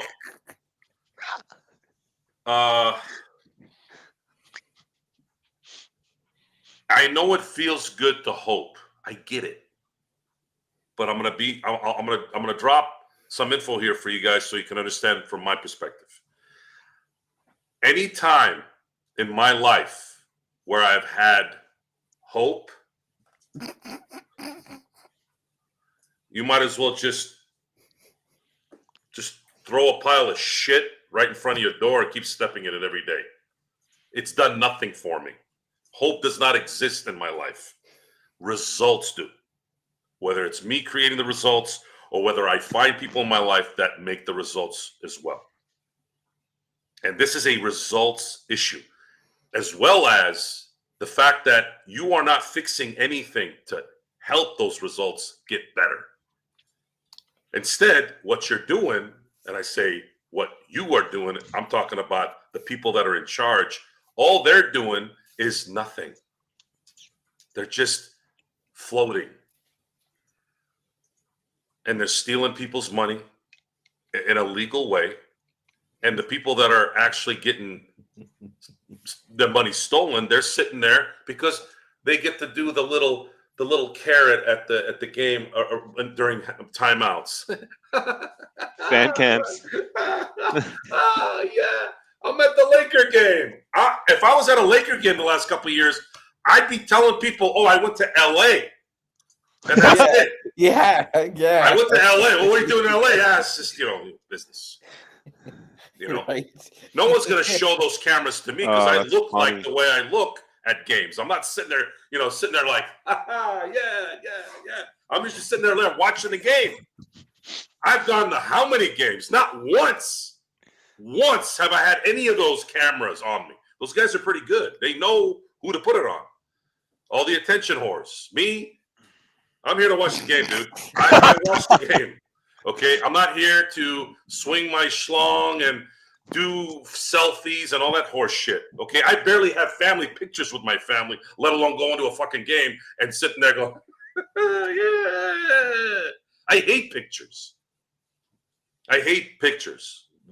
They're useless to me. I don't care. Anyways, Pale Fox, look, you want to get positive and you want to say that we suck at our interpretation of what's going on. That's fine. That's an opinion. But what you cannot say, because this is not an opinion, this is fact or not. And then what we're talking about right now is fact. We watch the games. Yes, we watch it. I watched this game with the guys. I watched this game's wrangling about 15 people that I had to tell what to do because no one knew what the fuck was going on. Like everything else in my life. I couldn't even relax tonight. What do we do here? What do we do? I'm like, just move the fucking thing over there. What? Is it that hard? I have to watch the Kansas City game, that fucking team. And I mean, seriously, what's next with those guys? And Gerald, we can't fully Right. imbibe everything we hear about practice. We don't even know what goes on in an NBA practice anymore. For all intent purposes, we really don't. So If they even Mark. practice. It doesn't matter. It doesn't matter what happened in Well, practice. Hold on, it get this, guys. Oh, go ahead, Sean. I'll let you finish. I was going to say it does matter in the sense that Gerald asked the question from Pale Fox. Yeah. Well, didn't you see Bronny cut up Oliveri in practice? Oh, well, Joe, let's start a celebration for the going hard at practice. Like, what are we talking about here? He's backtracking now because instead of clarifying his position and telling me to mind my own damn business, he was actually talking to the chat, Xbox. But you know what? He didn't clarify it in the first place. So that's your own damn business, Pale Fox. And again, mind yourself or I'll ban you again. Xbox, let me ask you this, my friend. Going back to rub it further in Pale Fox's face, let me ask you this. Do you watch Lakers games? Don't piss me off, Pale Fox, because I think you're getting close to doing so. Yeah, pale, uncalled for. I'm not sure if you were misinterpreted or not, but man, yeah, of course. We watch He games, was, I bro. guess he's backtracking it meant for the chat, but I like to ask that Okay. question to you again, anyways. Hell yeah, It's I getting mean, I on my watch. nerves a little bit. Nah, understandable. Yeah, we watch But as it's much. so fun when I can do it too because I run the channel.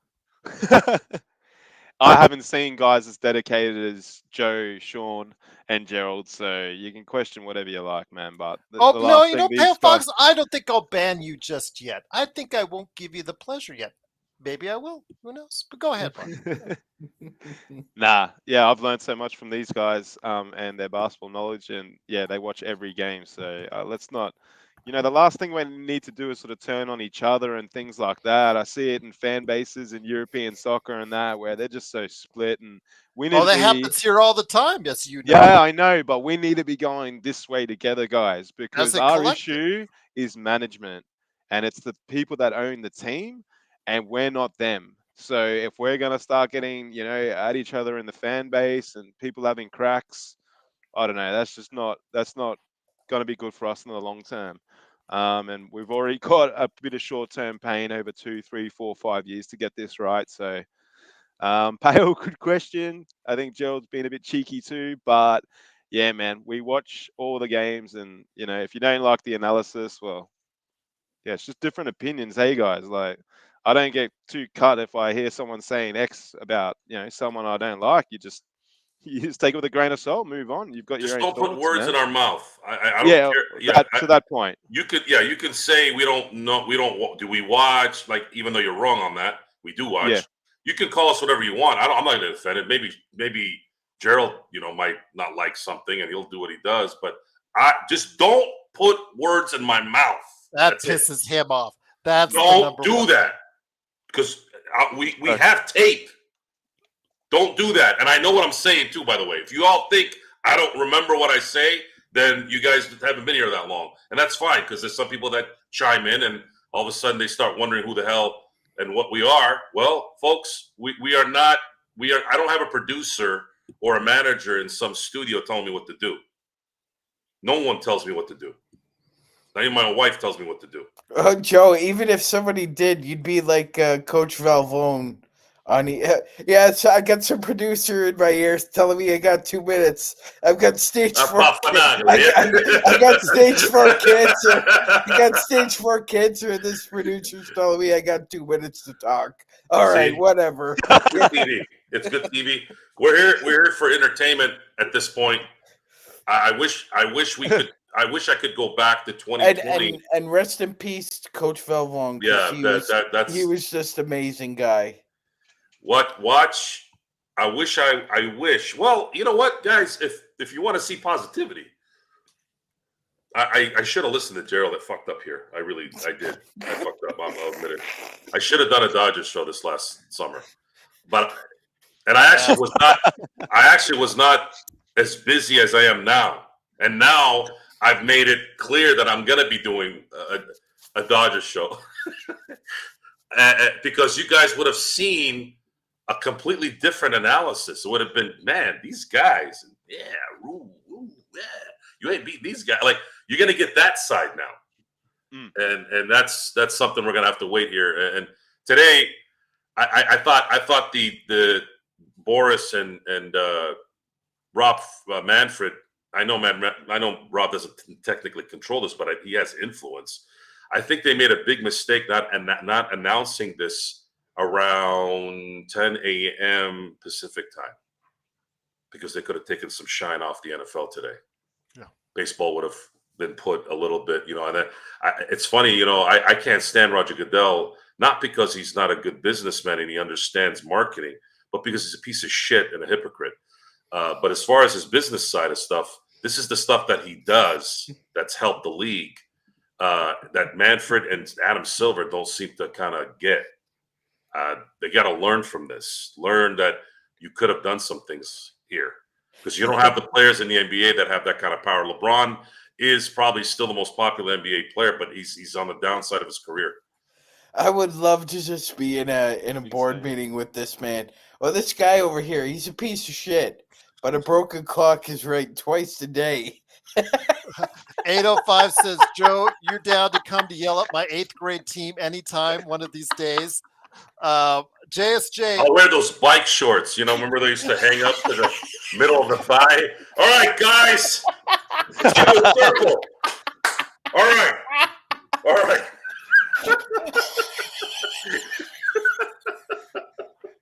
JSJ, when you talk to Joe or make the comment to Joe to piss him off, because JSJ, I think, really wants to piss you off because he wants to rant. Doesn't care how many times you call him stupid or anything like that. I know JSJ's racket.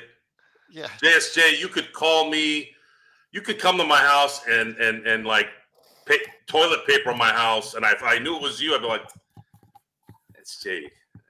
Because the thing is, if it's those new people that come on the show, that new people that join us in the chat, like they hear Joe for a second, and they just like misinterpret something he says, that sets him off. Like check out last week when he did it. That was just classic. Guess who's back, guys? Robert Wheeler. So I'll start off with you, Xbox.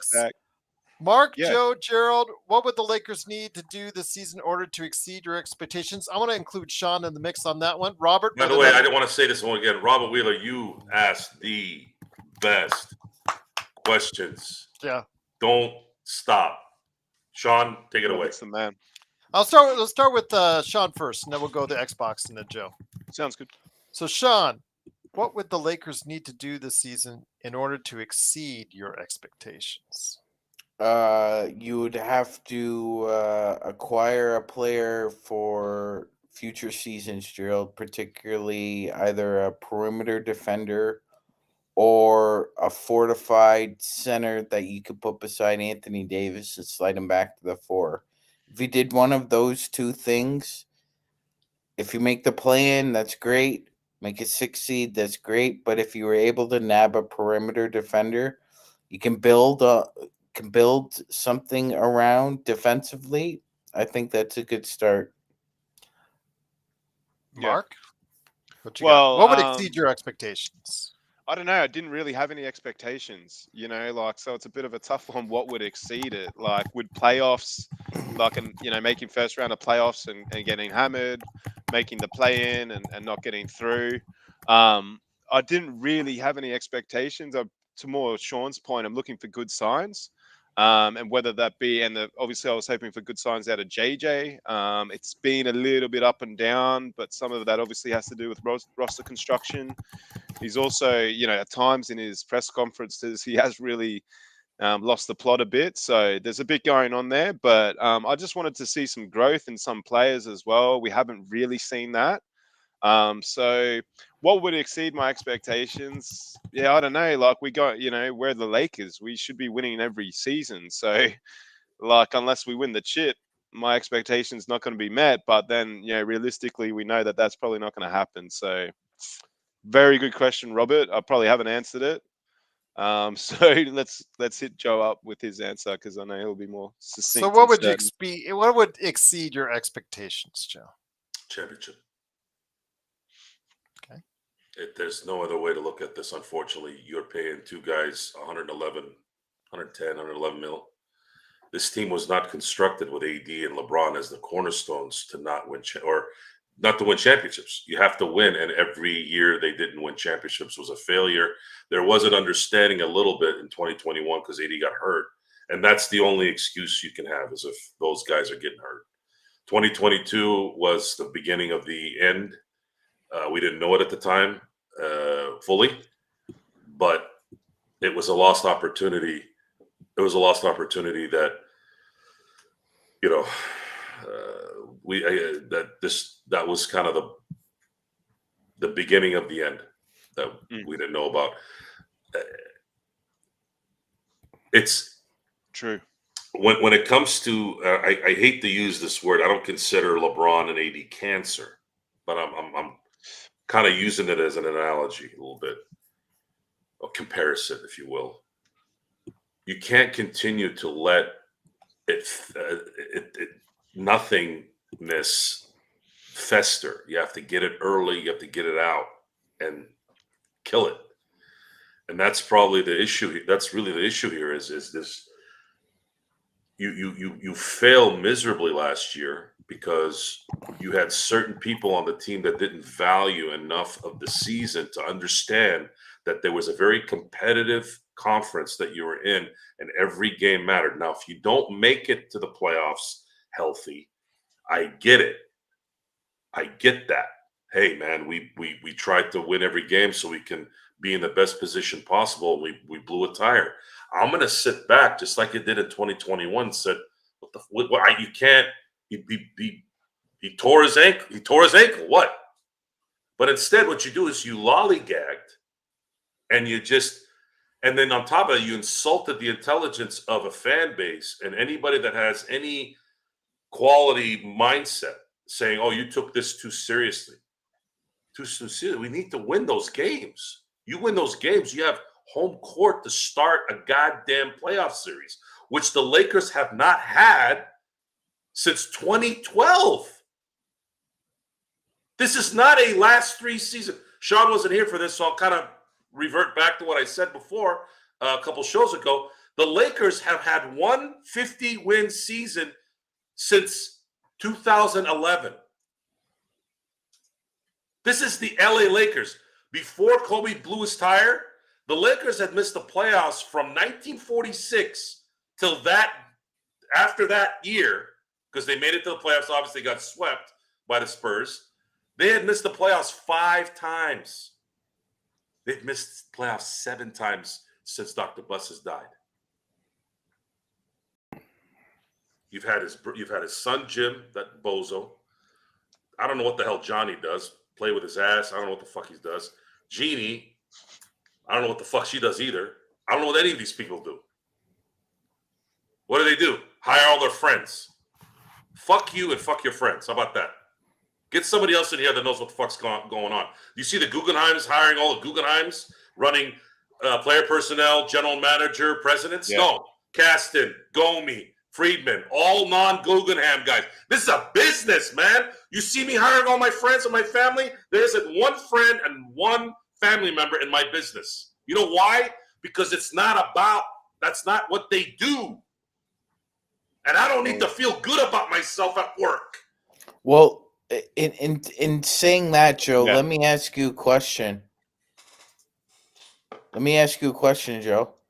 Yeah. Knowing what you know, do you think that George Steinbrenner would let somebody named Steve Cohen outbid him for Juan Soto?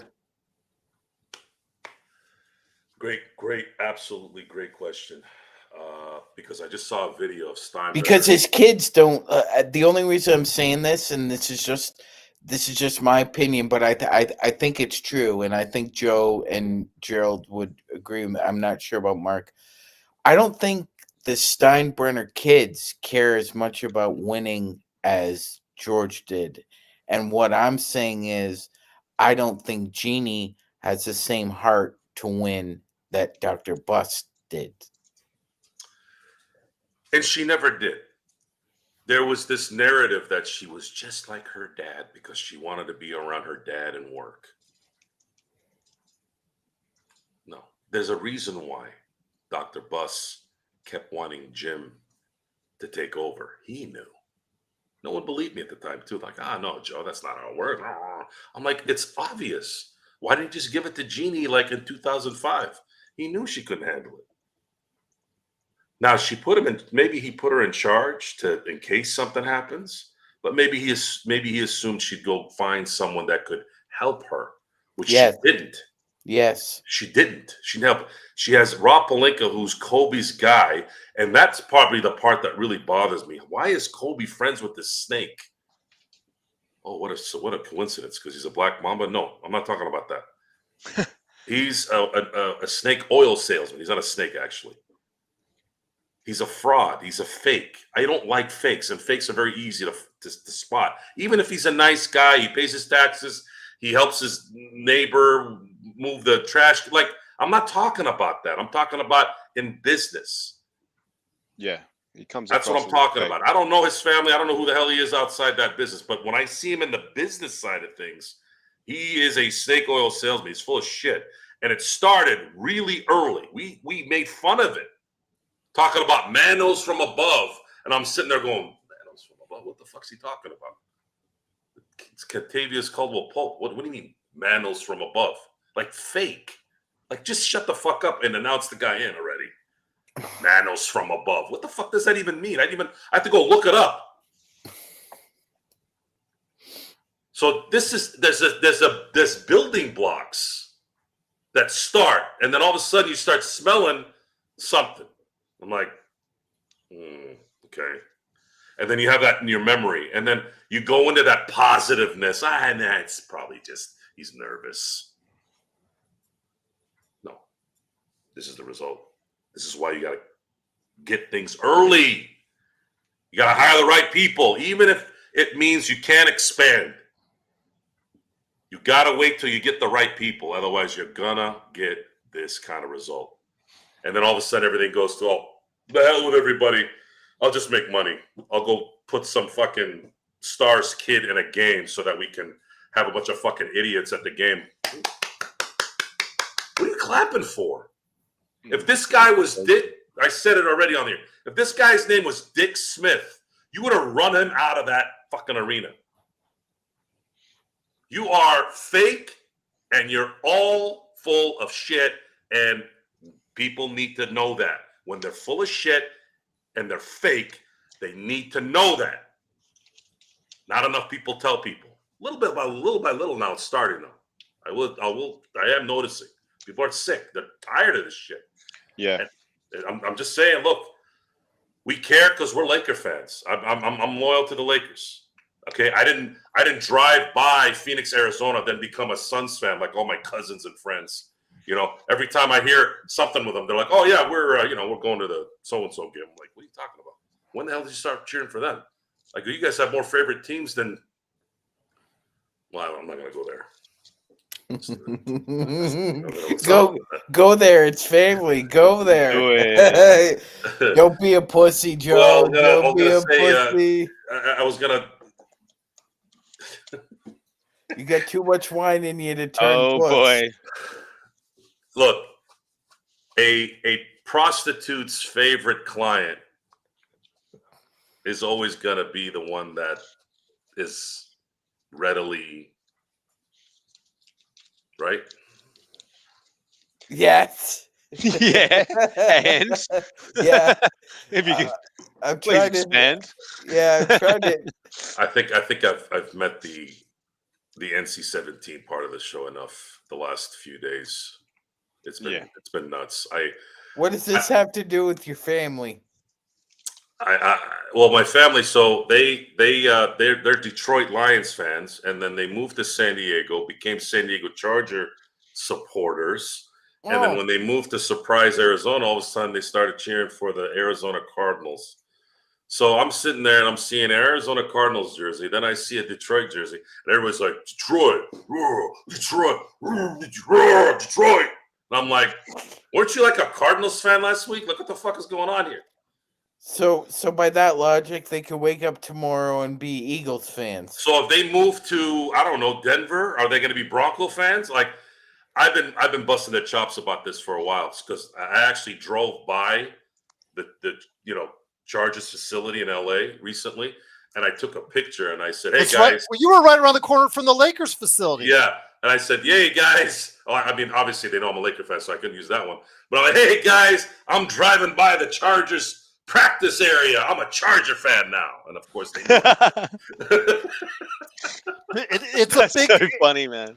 It's a big facility, isn't it, Joe? It is, and the best thing is This is like when a child says, "I'm 8.5." They're like, "Well, yeah. My second favorite team." This is a grown ass man telling me this. I'm like, "Your second favorite team? What are we in preschool? Like, what the fuck does that even mean? I'm my second favorite How dare team. you, bro? How does that work? This is where. Laughing. Did you grow up? Like, where are you?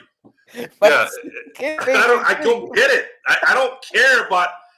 I mean, I respect teams and I respect players. I have, I wasn't an Alabama fan. I was a Nick Saban guy, right? Like, that's as individualized as I get when it comes to sports. I usually don't like singular players or coaches, but that was one of the rare times. Like when I grew up, it was Magic, it was Mike Piazza, and Nick Saban in terms of a coach. But I wasn't an Alabama fan. I was a Nick Saban fan.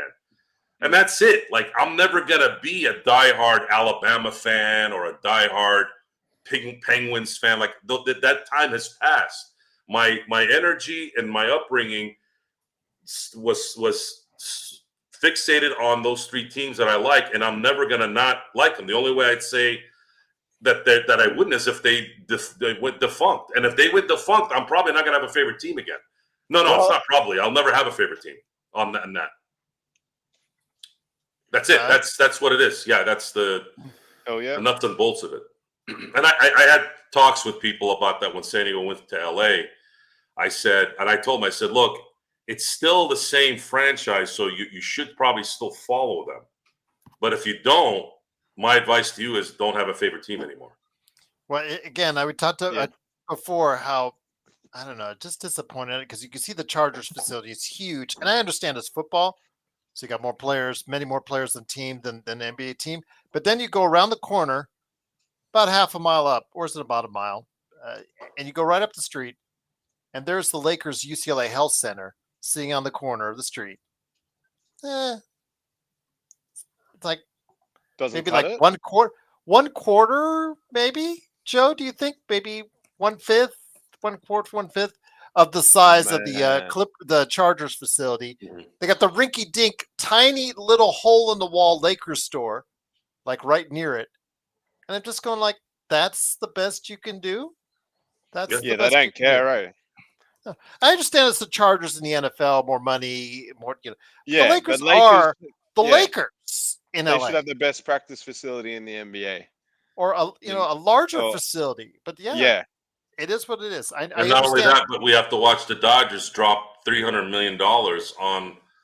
Now what they're planning to do is they're actually enhancing the opposing dugouts and clubhouses so that it's so eerily similar to the San Francisco 49ers in the 80s and early 90s when Eddie DeBartolo, one of the best owners in sports history, understood grade A #1 style type organization. I believe I read something when I was younger too, that the San Francisco 49ers were the #1 company that people wanted to work for. I can't remember if it was just the state of California or if it was in America, but one of those. And the Dodgers are doing that. The Guggenheims have created a culture that is, at this point, second to none. And to me, if I'm looking at, let's say, my competitors, and I see that I'm lackluster in this particular arena, I'm probably thinking, well, I can't compete with this situation. Maybe it's time for me to start figuring out another way to go. Jeannie really needs to start doing that because there's no one else. Joey and Jesse are not taking over this team. That's not gonna. If she does that, this thing is gonna get worse, from bad to even worse. There has to be a decision made here in the near future where she finally does what Mark Cuban just did. Even Mark understood this. Imagine Mark, a billionaire, a power of industry type. Even he can't do this, or he couldn't, or didn't want to deal with it anymore. It's time, Jeannie. It's time. It's time. Get this thing sold. The Guggenheims own 27% of what AEG had because they're struggling too. They don't have a fucking clue what they're doing either. Get this thing to the Guggenheims. Go rest. Go retire. Go take your billions of dollars. Go play with your dogs. Go to the beach. Enjoy your life. Of course, we'll honor you and honor your family and as long as we're here. But get the fuck out. Get the fuck out of the business. It's time. Boom. Once again, it is the Lakers winning 107-98. Again, Lakers are 13-11, 8th place in the Western Conference.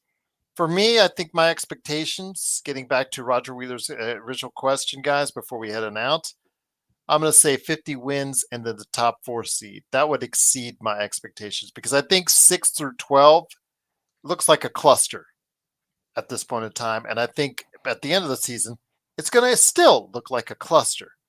So all those teams you could pretty much put in a hat, put all their names in a hat, shake it up. You probably get essentially the same amount of success from each of those teams, no matter what space they're in. But that's my exceeding expectations, because right now I have the Lakers just barely above 500 and finishing in ninth. That's what I predicted them for, and that's what I'm expecting. So I'm expecting them to be just the same as they were last year and the year before, because that's essentially the same roster they have now. Unless they make some changes, but we'll see. Mark, again, great coverage on our playback. Sean, same thing as well. You guys did awesome. We're going to be off Lakers are going to be off for a few days, but we're not. John Costa's got this channel on Monday and Wednesday. I might have some extra interviews, NBA observations, but you guys, if you want to set up something with me or Joe or as well, I know Joe would be doing something. Joe, are you doing a nightcap tonight? I think this is a nightcap. I think honestly, Okay. I think you got the rant that you all love. I was in the zone. I was in the moment. I don't think he's got time for 2 bottles of red. One Yeah. bottle of red was enough for Joe. Yeah, it was. No, it was a good chat. It was a lot like a loss. Yeah. It was a lot like a loss, and I wonder if they hadn't done what they did in the end. I wonder if I actually would have done what I did tonight. But again, it would have been something else, because this team continues to do these kind of things, whether it's at the end of a game, before a game, after a game. It is like it's like what I would imagine people dealing with with bad kids, that they screwed up so badly, not creating discipline around their children, and now it's too late. You can't do this. This is not something you mess around with. You got to set the precedent early. You've created this allowance with these children. Yes, these NBA people are like children, always yapping and whining. I'm hurt. Oh, my hip hurts. Oh, I'm sick. Making 50, 60 million a year, yet they're sick, or their ass hurts from falling or whatever. Yeah, that OnlyFans model I was with last night had strep throat, so I can't play tonight. And you know that. Hey, that's not exaggerating, dude. By the way, you ever been to an NBA game? For those of you who haven't, all you got to do is look at the first 3 rows. Trust me, they are there, and it ain't their wives. And strep throat is real. I'm up for So that. it is, again, the Lakers with the victory. We will be here with plenty of coverage here over the course of the off days. But Mark, again, great to have you here. Any last thoughts, my friend, before we head on out? Nah, thanks for your time. Had a great time on playback and obviously the post show with the boys. So first time I've actually spoken to Sean. I absolutely loved it, man. Really missed you for a while there. Yeah, your knowledge is insane, bro. So yeah, great to chat to you. And yeah, I don't know, like we sometimes come out of this and you feel like a win's a win. I don't know what I feel like tonight, but we'll take the win. And I'll definitely catch you boys later in the week on Friday your time and Saturday my time for, yeah, hopefully, I don't know. Timberwolves going to be a tough game. Let's be honest. Real Let's tough. go out with this question then. Brian, I'll hit us up here. Mark, I'll start with you. Should the Lakers go below the first apron and acquire picks? I say yes. Yeah, like, you know, when you look at some of the other teams that I've been talking about for a while now, like the Nets and stuff, like people are, you know, looking at the Nets roster at the moment and thinking it's not that strong, but they've accumulated picks, man, and that's going to be crucial in the years to come. So any chance we can get picks with the way we are right now, only 2 picks that are sort of shot anyway, I'm all for it, you know. And you made such a good point the other day, Gerald, that I've sort of been dreaming about it. Like I didn't think about the AD trade and how much we could get for AD. They really need to be looking at that. Just saying that Bridges and the Rudy Gobert trades, they're out there. AD, They've been done recent years. They're there for a reason, and they're there as a barometer. So I'll let you go ahead and leave it to your imagination of what the Lakers could get in return if they decide to go that route, my friend. But yes, Xbox, always great to have you here. Looking forward to seeing you on the weekend. Your weekend, by the way. Sean, that's right. Madman from Toronto. Before we head on out, that question goes to you as well. Do you think the Lakers should just do the El Foldo act and start getting some picks, go under that first apron, save Genie some money, and build for the future sooner rather than later. Well, so far it's a consensus, Gerald, because I say yes too. Joe, will it be 4 for 4, or do you have something else in mind? 4 for 4. We already did our prediction, didn't we? No, as far as answering the question with Brian Green, he asked again, should the Lakers go under the first apron and acquire picks? Yes, but that would mean they would have to deliberately sell out the year, which they don't have the balls to do that. I don't think so either. As long as LeBron's on I was the talking team. about Jeremy Grant and Levine deals in a pick scenario. Can Just they say get no. picks out of them? What's up, Sean?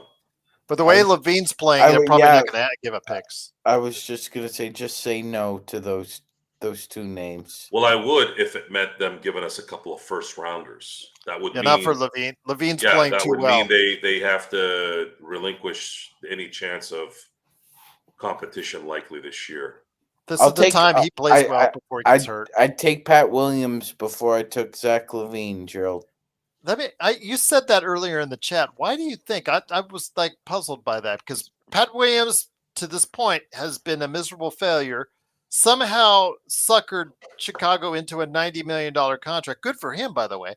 But why do you think Pat Williams? I don't understand he's a 40% shooter, but he doesn't shoot that many times, and he's not the greatest of rebounders at the power forward position.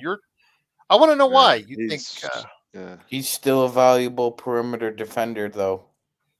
He is a better defender. I'll give you that. But on Chicago, man, Gerald, all I'm gonna say is that I still see the value there with his defense, and we've seen I respect that. We've seen it before, Gerald. Sometimes all it takes is a change of scenery and I'll just throw a name out there, and Malik Beasley. Mm-hmm. I'll just throw it out there. In any other area code he's been in, except for LA, he's managed to find his niche as a 3-and-D player. Yeah. Okay. No, that's a good point. I respect that opinion. Absolutely. So that's some thoughts right there. Absolutely. I would not be as high on Patrick Williams, but you know what? If you are my friend, I got to give that a ton of respect on that. And Levine's playing well. It's just like that. With Levine, you're just like, okay, when is he going to get hurt? When is he going to get hurt? Because it's a matter of inevitability. Yeah, it's an inevitability. He's playing so well. Yeah, come on. He's out for 3 months. Yeah. Yes. Eric said Pistons wanted to trade with the Bulls to move up to get Pat Williams, and the Bulls said no. So obviously they still feel he's a very valuable piece for their future. Okay. What future, man? Yeah. And they signed him to that deal. It's like the Lakers when they signed Christie to that $32 million contract. You know, all of us were saying and scratching our heads on it, but the Lakers see something in him that maybe we don't. So we'll go from there. Lakers legacy. See what? Yeah. What they see? I saw 32 million in him. That's they see him in the showers. Did they see broccoli at the store or a diamond at the zoo? A diamond in the rough. Something like that.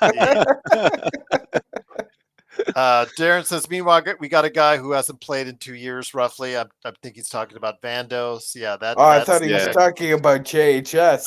Diamond in the rough.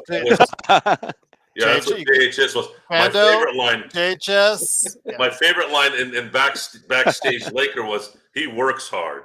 That was what that dumb Laker said. He works hard. Wasn't he quoted 2 years straight? He works hard. We all work hard. The MVP in training camp 2 years in a row. Ham. I remember Sasha Vujic used to make 80% of his three-pointers in practice. What did that do? What did that do in the NBA games when it mattered, other than in 08?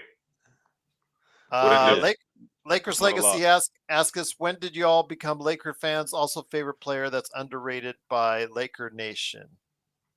Okay, I don't watch her. I know of Laker Nation. 1991. I don't like to acknowledge them. For me, it was 1977. I think. Yeah. So there you go. 1991 was when I started getting invested, and I understood, and I have memory to it. I knew the Lakers before then, like '89 when they were playing the Pistons, but I wasn't watching the games. I wasn't in it. It was 1991 where I started getting into it and actually watching them and paying attention.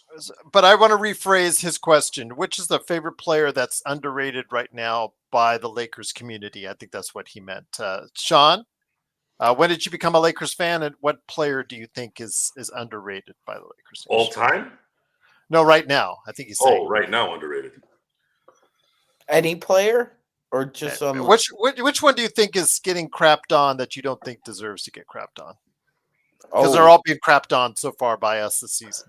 yeah. Okay, that's Rui. Rui? Okay. Yeah. And yeah, 1991. Yeah. Okay. Wow, you and Joe both 1991. Interesting. Mark, I want to hear your, For different reasons. I watched you were channeling. Magic.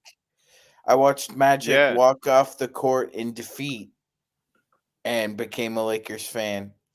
Fameless, how can you say he's Man. underrated? Are you talking about his wardrobe with Vando? I mean, he hasn't even been in the lineup. We actually spoke about that. Hey man, don't tonight. get on. It's what he says. All right. Sorry, Fameless. Yeah. Sorry. Okay, all right, Fameless. All right. We spoke about how Sean became a fan tonight on My Playback, apologies. actually, with his mum being a Laker Shut fan. up, but- Joe. What Take it. year is that? What year was that you for Xbox? Well, like for me, yeah, like I've always loved basketball, but in Australia, you haven't had that much coverage until probably the last 20 years. And being of Spanish background, I really loved Pau Gasol when he came into the league. I've got his, I should pull it out here. Used to have it on I got his rookie card, so I followed Pau really, really closely. And then, man, when he got traded to the Lakers, best day of my life. And since then, like my nephew's been born, and I've got him on board the Lakers. Don't tell that to the missus that that's the best day of your life. Wow, mate, she knows. She knows that place. Okay, all right. Mark He isn't also- married. That's right. But yeah, since Pau Gasol's when I've really fallen in love, and I just feel so lucky, like to be a part of the community, man. But yeah, Pau means so much to me. As one of my top sportsmen in my life, Pau Gasol and a couple of the Barcelona players. So yeah, man. But Lakers, once you get on the train, it's hard to get off. Like That was the greatest. yeah, That was the trade. probably the greatest. How did it feel being a Laker fan that day? It was the greatest shot out of the dark Mm. moment as a Laker fan. See, the winnings of the finals, that's not how it is. Like they build to that. But as far as waking up that day, and all of a sudden I get a call on my way to LA Yeah. on my Razor phone, and all This I is see is my this buddy. is this is It pre-smartphone for is. everybody Yeah, out there. yeah. It was This a is Razor phone. pre-smartphone. Right. It was a Razor phone, and I got True. the text. Oh my God! And I thought right away, oh, they got Jason Kidd, because my buddy loved Jason Kidd. And then he broke down the trade in the text, and I was looking for Bynum, LO. I'm like, where the fuck is Bynum and LO in this? Then I called him, and I said, hey, what the fuck? What's going on? He goes, Lakers just traded Kwame Brown, Javaris Crittenton, the rights to Marc Gasol's draft rights, and I'm still waiting for like And Aaron okay. McKee's retired ass. I'm like, oh yeah, they got what's his name out of the coffin. Aaron And, McKee, yeah. McKee. I'm like, McKee. McKee hasn't played for like a year. Like I didn't even know what was going on. Luckily, I was in LA traffic because I was obviously you're stopped half the time, so I was stopped like 2 miles an hour. So I was like, good. I didn't veer off the road like Rodney Dangerfield in Ladybugs. So I'm sitting there and I'm like trying to process this. I call my buddy up. I go, bro, we just got Pau Gasol for this. He said, shut the F up in a like astonishment mode, like seriously, like 5 times. After the 5th time, I'm like, bro, how many times are you going to say shut the F up? It's real. Go look. Go on ESPN. Go on NBA TV. It happened. My God, the second we could get out of wherever we were. We bought tickets to the first game he was going to be there, and they played Atlanta. The greatest Wow. part of that trade wasn't even the 2 championships for me. It was the resentment until the day he dies that Greg Popovich has over the Lakers acquiring Pau Gasol, because he basically said it was criminal. That was when I really started disliking Greg Popovich. And didn't Yeah, you say gotcha. Kwame This was asshole tanked in '97, and he had the nerve to say Yeah. To this get was done. criminal. I hate when people do shit like that. Mm. You tanked, Hypocrite. okay, hypocrite asshole. Mm. And he wasn't joking either, Sean. You could tell he wasn't joking. No, he was serious. Okay? He was one of the catalysts, him and that asshole Gilbert and that piece of shit Mark Cuban, when the deal for CP3 went through. They're the fuckers that got that thing nixed. Well, I mean, yeah. I mean, Gilbert is the one who called himself the Washington Generals, but everybody else maintained their dignity. Comic Sans Gilbert. So You even got a Gilbert reference. Meanwhile, tonight, John. that veto trade happened 13 years ago today, Gerald. and I was on air. The Chris Paul one? I was on air on I was in Palomar at Palomar College at KKSM 1320. I was on air. My buddy was a Phoenix Suns fan, Dodger fan, and a Dallas Cowboy fan, and a Washington Capitals fan. The most bipolar, erratic fandom I've ever, still this day. I've never It's gotten all his. over the back. Yeah, he's all over the place. Great guy, by the way. I would love to have him on. He became a cop in San Diego. I can never get a hold of him. But yeah, we went from the beginning of the. Well, you know how to get a hold of him? Go speed near his speed gun. There he you go. wouldn't give me a ticket though, man. He and I but were. you would chew the fat. We one, were right? polar opposites. Polar opposite. Other than sports, we had nothing in common. Personality, upbringing, all that shit, and we were dynamite on air. Dynamite. What I used to do this thing where I used to always kind of pump him up, like, guys, because he was actually in good shape. The guy was ripped to shreds, but he didn't have the Sam Hartman hair or anything like that. You know, like he was balding and all that. But great guy, in good shape. And I always try to talk him up on the radio because we weren't doing a podcast. It was strictly radio. We didn't have any TV around this. So I was like, ladies, if you want to know what a real man is, you got to come see Curtis Bryant. This is the guy, and this is the guy you want to take home to mom, which was actually not wrong. I wasn't wrong. That was a loyal guy. Like that guy would have been a good husband. But I was on air. The announcement happened. I was going nuts. We were talking about the sports because we had a program at for 2 hours, and then by the time that the program ended, I was depressed. So what the hell happened? What do you mean this thing got vetoed? I never heard anything like that in my life. Yeah. And then of course it just got worse after that because what did David Stern do? You destroyed your flagship franchise, the franchise that has essentially carried your ass since you became commissioner since '84, with the help of Michael Jordan, of course. And then of course you give that guy to the biggest pile of fucking bull and horse shit in Donald Sterling. Really? That was the return? So there were, and Joe, it wasn't just that. It was the collateral fallout. Do you remember a player signed originally with the Sacramento Kings, and when the trade was vetoed, he ended up signing with the Golden State Warriors? Do you remember who that player was, Gerald? No. Andre Iguodala. I don't remember that.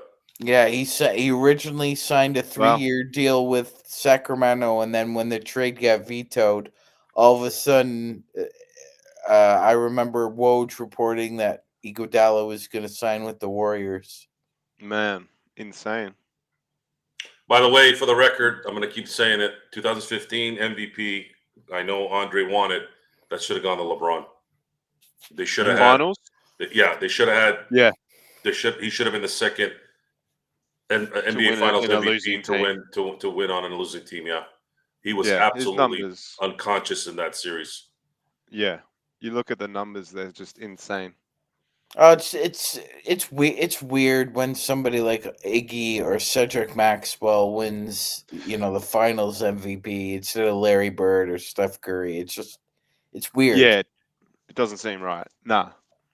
I know it doesn't, but it look, my last memory was who was it? Was it Jean Sebastian Giguère? 03? He won the MVP when the Ducks lost in 03. I think it was to the Devils. Was it, Sean? Yeah, it was the Devils. Come on, guys.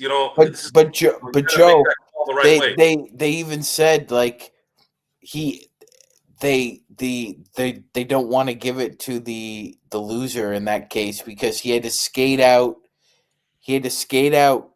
Gerald, the Devils are celebrating winning the Stanley Cup, and they're giving Jean Sebastian Giguère the MVP of the final. Like It's the right thing to do. It is, but it's the right thing to do. It's In just the the wrong moment. time. I know, but he was the best player in that series. Go back and watch. Go back and watch it, Joe. It looks like his heart is being pulled out of his chest. Oh, I see where you're going with this. Yeah, The Devils are walking around with the cup. Okay, I got it. They're walking. Yeah. They're skating around with the cup, and he's got to come out and get his little award there.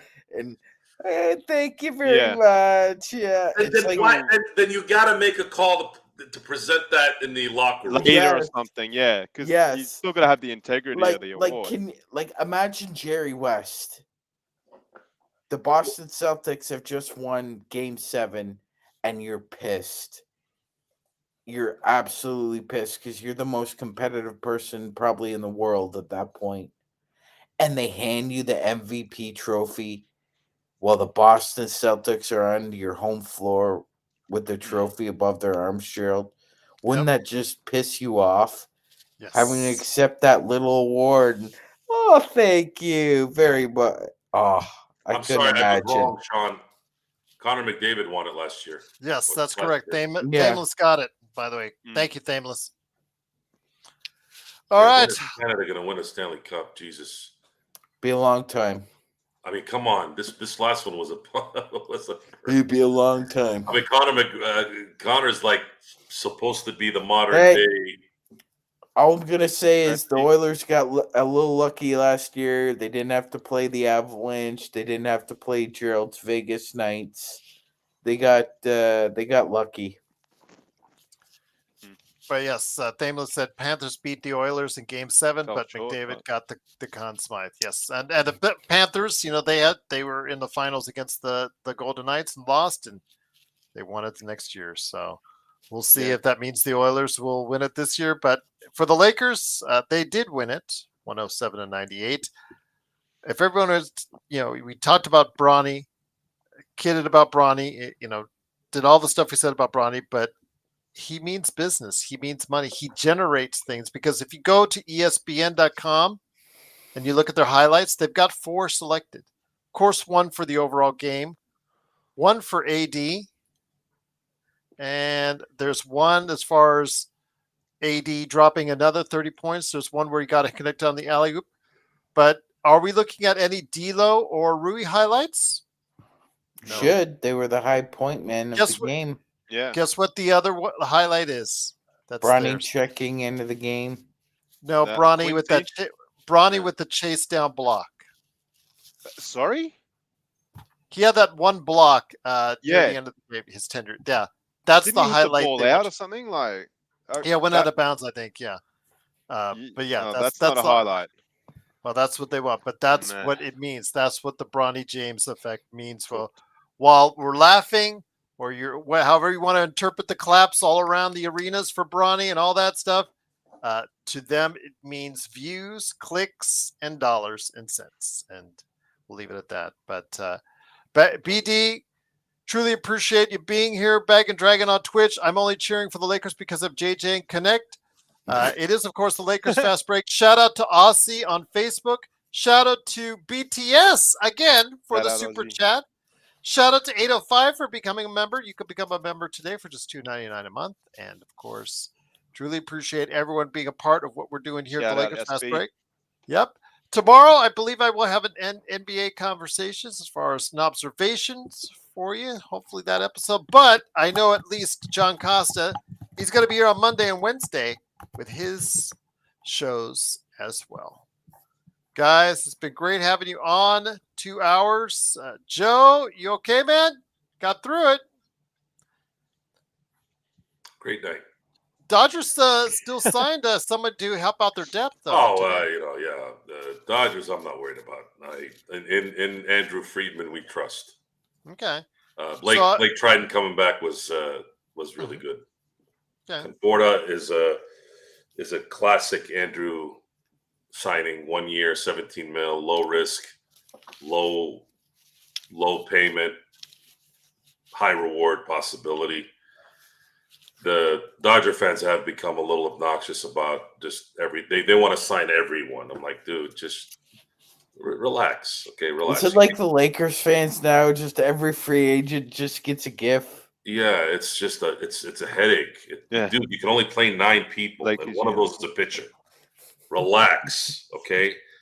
Andrew Friedman. Look, the Dodgers, since the Guggenheims have taken over, barring the 2020 season where it was only 60 games, have averaged 98.7 wins a year since 2013. They've gone to 4 World Series, won 2. Obviously, one of those World Series got robbed, and then the other one kind of half robbed. So they have, and they've won the division all but 1 year.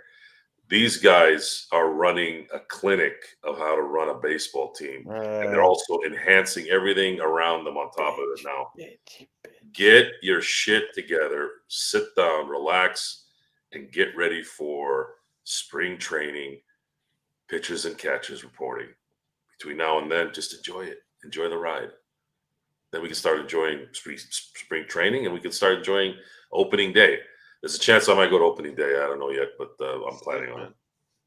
Hernan says I need JJ to not let LeBron play back-to-backs, or if he does, he needs to play 12 to 15 minutes only a game on back-to-backs in case of emergency.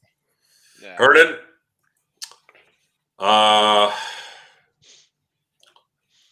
you know what I need JJ to do?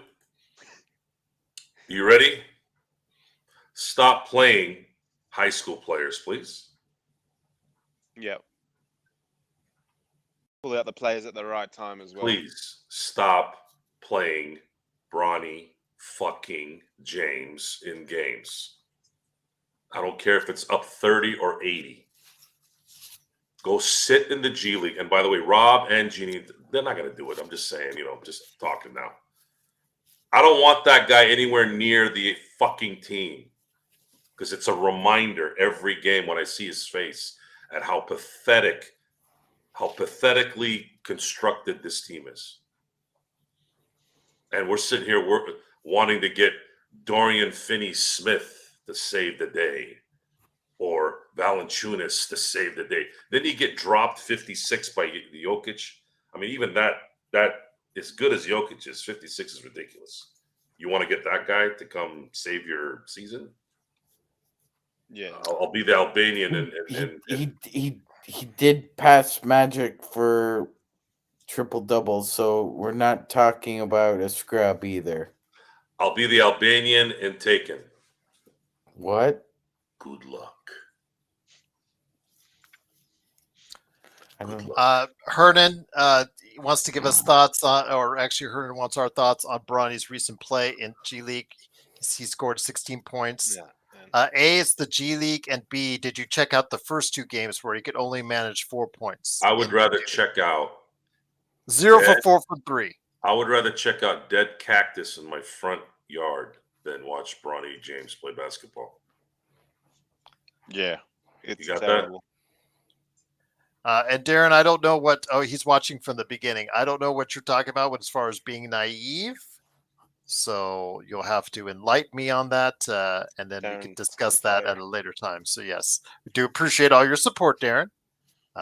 Even though you disagree I with both. I think I got 16 points once playing at the 24-hour fitness. Do I get to play for the Lakers now? Actually, yeah. Bag of Dragons says 5 Joe years. Bronny would cross you over in 2K. Probably. He'd probably cross me over in real life. But I'll tell you what. No, he wouldn't, man. He can't even dribble from what we've seen. So Crossover Jalen Green. You're way bigger than him. I don't think he'd cross me crossover over. Desmond Bain. He'd beat me one-on-one. Try and crossover Jaden McDaniels. Crossover one of those guys. And And the then- last one. Okay, go ahead. I'm sorry. Yeah, no. And then we can talk about gainful, meaningful improvement. You know, Gerald, I don't think people understand that improvement takes a while. It doesn't take weeks. It takes months. And then after the months, you got to hone those skills even more. And it takes years and years and years to improve, to greatly improve. And we want these athletes to do it immediately because that's just the kind of society we're in now. It's instant gratification, or it's instant compartmentalization. But the fact is, he's not ready, and he's not going to be ready for a really long time. No matter how much he improves, he could have he could have 10 straight 25-plus point games in the G League, Gerald. I'll still say the same thing. He needs a lot of improvement. Should have stayed in college. Dang. I will ask this though. I think the last comment is for you, Xbox. Do you know a Paul Peters? Because he said, "Why does Xbox look like a wild boar's wet nutsack?" What? What does that even look like? I guess he doesn't know Paul Peters. So No go idea ahead, who Mark. Paul That Peters name is suspect too. Paul Peters. Yeah, man. I don't know. What a Is dick. that a compliment or I don't think so, Tim. But I know I've been called naive on the show already. Yeah. So. I don't know Paul Peters, but yeah, good night to you. Okay. buddy. He says. Wait, he where looks- was that? I want to read that again. Hold on Facebook? Now he says Oh. Xbox looked like he sits in his car naked with binoculars. What? Who is Paul Peters, man? I don't know. but that's some funny shit, though. What do I look What like? else has he got? Tell me what I look like. Oh my God! Man. Here we go. Yes, Joe's like, "Do me too, Yeah, do me dude, too." Like, that's funny. yes, like Drax in Guardians of the Galaxy. Do me too, do me too. Yes. Be careful what you wish for. This dude's going hard. BD says Bronny, Luca, NFL players. Yeah, you're right, BD. You're right.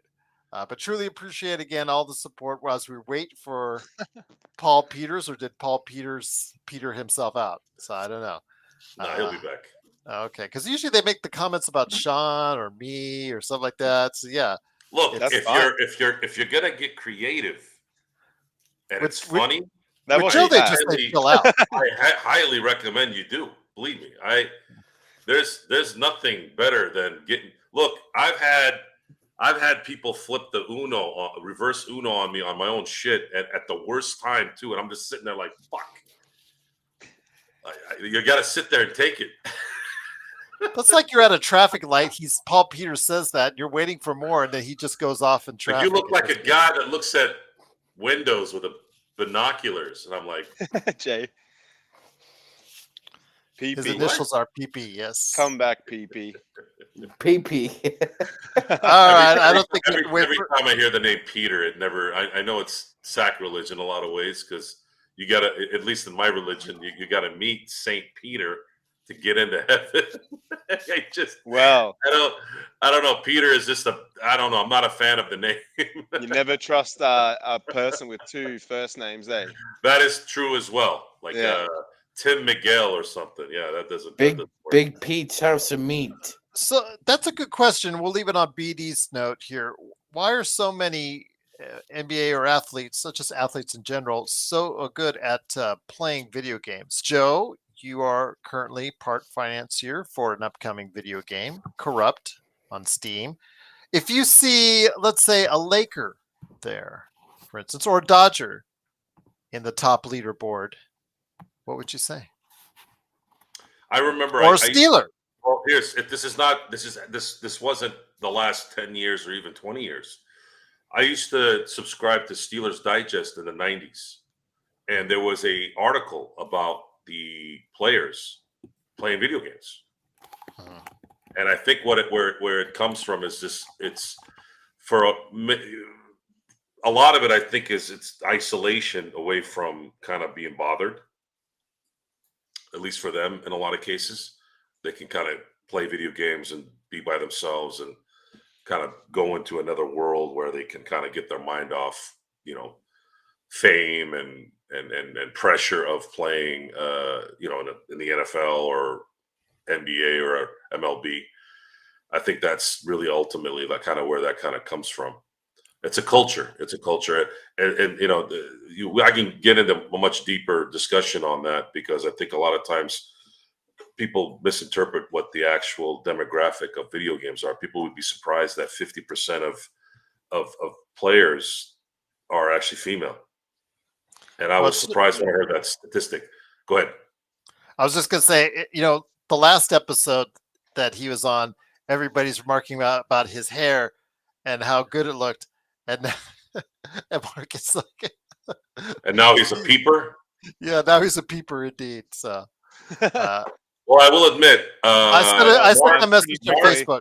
Mark does not look like your traditional Australian. Usually, when I think of an Australian, I think of Chris Hemsworth with the dirty blonde hair and maybe blue eyes. Same build. So that's good. That's good. Not really. But again, I've said this for a few times. There's something about Sean. You're on mute. There's something about Australians. There's something about Australians and us that connect. I don't know what it is over there. Sorry about that. Oh yeah, because you were typing earlier, Sean. My bad. Sorry, my bad. Yeah, Sean. Go ahead, Sean. Go ahead, Sean. Yeah, no, it's like I need to stick up for my man Mark here. It's like, what's an Australian supposed to look like, or what's a Canadian supposed to look like? Oh, I got one for Joe. Paul is back. I got one for ready, guys. Yeah, go ahead. Let's go. Finish, Sean. My apologies. No, I'm good. Let's go. Here we go. We'll answer that question after Peter. It's a good point, Sean. Joe probably eats dinner at the strip club. That's a good one. That's funny. That's funny that you say that because I hate strip clubs. This dude's on fire. What's his picture? Is that a koala? No, I just. Picture? It is koala. It is a koala. I thought that's why, because a fellow Australian. Yeah. Maybe. So you asked Sean, what do I consider an Australian? I didn't say that. I didn't say that. I said what makes an Australian Australian? What makes a Canadian a Canadian? Because you said he doesn't look like. Well, what?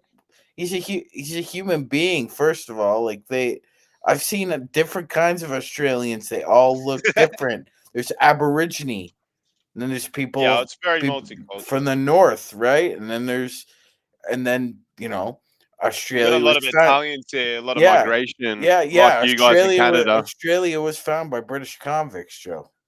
No, I understand. Okay. But see, I know what Joe's saying. There is a stereotype of. We're not. We don't see.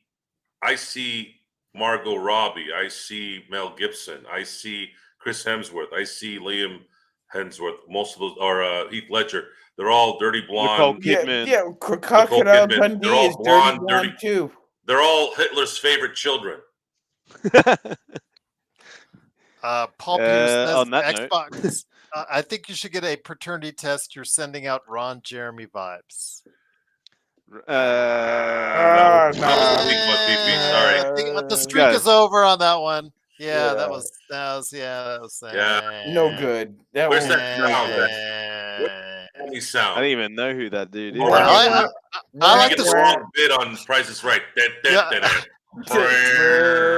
like the strip club one. I think the one with Joe, I think, was the best one. I think that was the best one indeed. Because I imagined it right away, in a dark room, seeing some poor lady on a pole that had that didn't have a dad growing up, just like. Did you say whore? No. Poor. Oh, Oh. The stripper pole. Can you get dinner in a strip club? Is that yes. real? Oh yeah. Oh yeah. Yes. Ah. Joe, what's the best dinner Enough to get said. at a strip club? I wouldn't know. I've never eaten at a strip club. Bullshit, you wouldn't know. I've never eaten. I have been to strip clubs, but Joe's lying. Joe's lying, everyone. All right. I went to Sapphires. You know that You're area, lying. Gerald, right? Yes. Yeah, I went to Sapphires in 2012. That was the last time I was. Joe's been to the Peppermint Rhino. He knows what's No, on the I haven't. menu. I was at Sapphires. My buddy was getting married. He had 2 requests. Okay, Nameless. when we went to Vegas, he had 2 requests. He wanted to go to the Wet Republic, where all the bourgeois, yuppie, all the beautiful, got the people that look like they're Australians, all wet and nice and tan and look like the Jersey Shore people. Also, he wanted that, and then the other was he wanted to go to Sapphires. So we were there for about 3 hours, and of course, I had to. At some point, the strippers finally got that. I don't do lap dances here. Here's 20. Go sit on that guy. Fun factoid: nobody from the actual Jersey Shore was actually from Jersey. Nothing's For real? We're the only real, folks. We're the only real. I'll tell you exactly where I was born. I have the birth certificate. I'll tell you exactly where I grew up. And I'll tell you exactly where I am. No more, no lies. So if we ever did a Jersey Shore type show, we're either going to be in Vegas with Gerald, Toronto with Sean, or we're going to Australia with Mark. One way or the other, it's going to be real. Toronto's out because no one's freezing their ass off. So I'm like the Chris Bosh of the free agency. I'm just going to have to go to Vegas or Australia. I got to go to Miami or Cleveland because no one's coming to Toronto. Man, that's a big difference in I flight. don't know. Well, I have to say I had not seen the video on YouTube of the Ohtani thing last year from a very popular Toronto Blue Jays fan show. It was like a 3-hour show, 3-hour and 40-minute show where these guys really thought Ohtani was coming to Toronto. Now, I was so pissed off last year when the Dodgers lost to Arizona the way they did. I said I'm not going to pay attention to jack shit in the offseason. I didn't even care about Ohtani coming. When I bugged him about the Toronto thing, he couldn't get enough of it. I was so pissed off. I didn't give a shit. I didn't even pay attention to one thing. Then, all of a sudden, I just happened to hear somebody saying, "Oh my God, Ohtani's going to Toronto. We're following the plane." And I'm like, what? How the fuck do you know he's on a plane? So I started then paying attention. And I'm like, and they're like, oh, MLB channel, MLB TV said he's on a plane and it's a reputable source. What was it, Joe Malari or I don't know what the fuck his name was. John Morosi. John Marone, yeah. I'm like, oh, he said he's on the plane and he's this and he's that. And then some Nightingale guy, Bob Nightingale, comes out. He's like, no, he's sitting in his Southern California home. And I'm sitting there going, how the fuck do you know? Are you outside his house? Like, I was in such hysterics of laughter that this actually was going on and people actually bought into it. I go, you guys are stupid. And then, of course, later that night, Ohtani committed to the Dodgers. And then How much money? How much money did you think you spent at the strip club that night? Because I told you before my story how we did a big bachelor's party. We dropped 2,000 in 1990s money. I dropped a couple hundred because all I was doing was giving 20s. I think it was 10 lap dances for my friends. Again, after a while, we just sent the groom to be from room to room to room. We just kept on. There was I just sat there and just. Well, yeah, there was an area there where it was kind of a shoehorn seat. You go in there. You go in there. My boy Danny, the best. I was the best man of my boy Mike, and then I had my boy John there. That was it. And then my he wasn't my friend, but I can't remember. It was Little Darlings, by the way. Yeah. So we're sitting there, and by the way, the guy that I didn't know, that fucking idiot had lap dances for like 3 hours straight. And then he was so fucked up. He's like, the stripper stole my money. I'm like, what do you mean she stole your money? You dumb That's fuck. the You were idea. getting sat. You were getting sat on for 3 hours. What do you mean did she stole your money? You spent it. You said I was funny. Yeah, the You entire said I was funny. we just went there. We just kept on paying. Just here you go. Send them to this room. Send them to that room. Send this room. That room. It's not fun, guys. I mean, I don't know how you guys do it. There's a It's more fun. practical reason why I don't like strip things. First of all, this It's the money you lady. spend on it, man. Well, money is Jeez. one thing. I mean, if again it was Jessica Alba coming, then I don't think I could say no. But the point is, if it's not that, it's not specific. But this lady just rubbed up on like 14 guys. Recreating what movie, Joe? Sin City. Yes, of course. First one was great. Second one sucked. So if anybody, spoiler, don't watch the second one. Watch the first one. Correct. But yeah, the appeal of someone that just did something with some other dude or dudes has absolutely no anything on me at all. That does nothing for me. I mean, we used to have we used to do the strip things when in the fraternity, and I remember me and my buddy Joshua, we'd sit up on the couch and watch everybody do the disgusting shit. And they're like, "Come on, Joe, let's go. Come on down." And I'm like, "No." Go do your thing. I'm all right. And of course, no one believes me, right? That wasn't there. But you can talk to my guys. I'm still friends with half those guys. Just tell them, yeah, Joe. They thought I was gay for like a couple weeks. Like, hey, Joe, like chicks. And then I brought, one of the girls I was dating at the time, and I was like,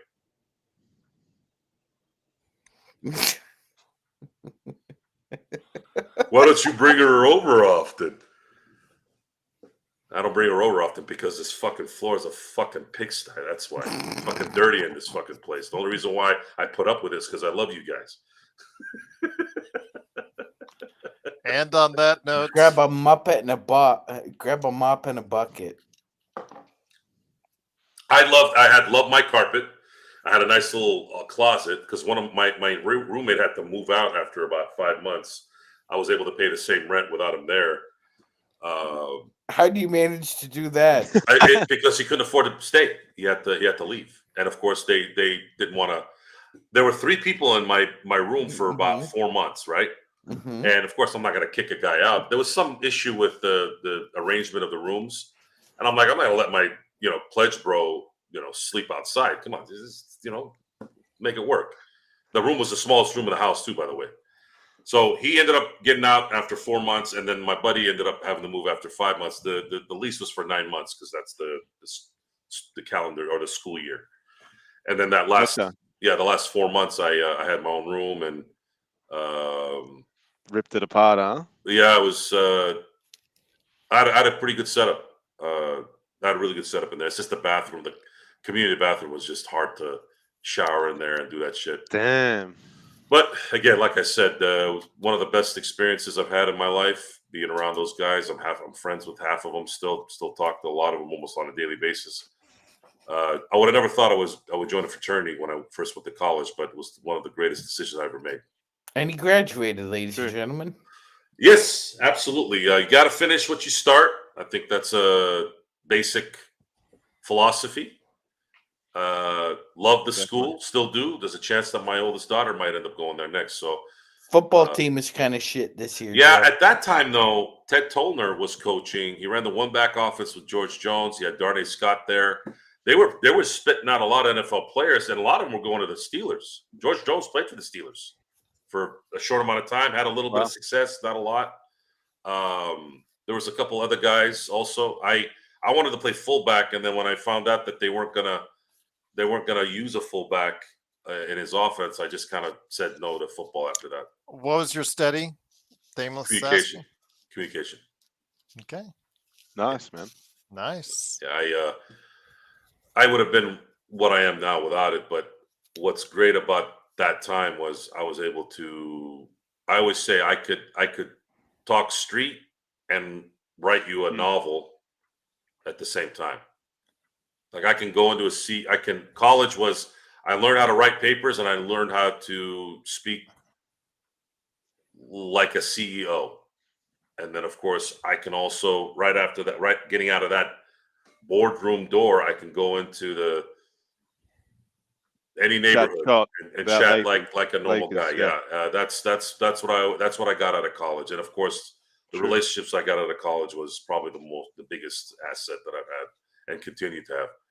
So if those of you guys, if I had any advice, if some of you guys are young, I know probably Cool Bro's asleep now. Plus I don't want to talk to him anyways. But if you guys are young enough to hear this, college, go to college. If you're going to go to a college, make sure you get the degree and then make sure you get a master's or a PhD if it means you getting a job that you're always going to get. You don't want to just go to college and all of a sudden go work at a convenience store. Like you waste money that way. And on that note, it is life lessons from Joe Soro. I'm sorry, Lakers Fast Break. Truly appreciate you joining us. Of course, we will be. I'll tell you next time, Jay. Ask me next time on the next show. We'll be here with shows throughout the week. Of course, NBA observations, Lakers snack packs, of course, Lakers Corner, Clutch Talk as well. Mark, if you aren't downloading Indiana Jones and the Great Circle, which I am. It's ready.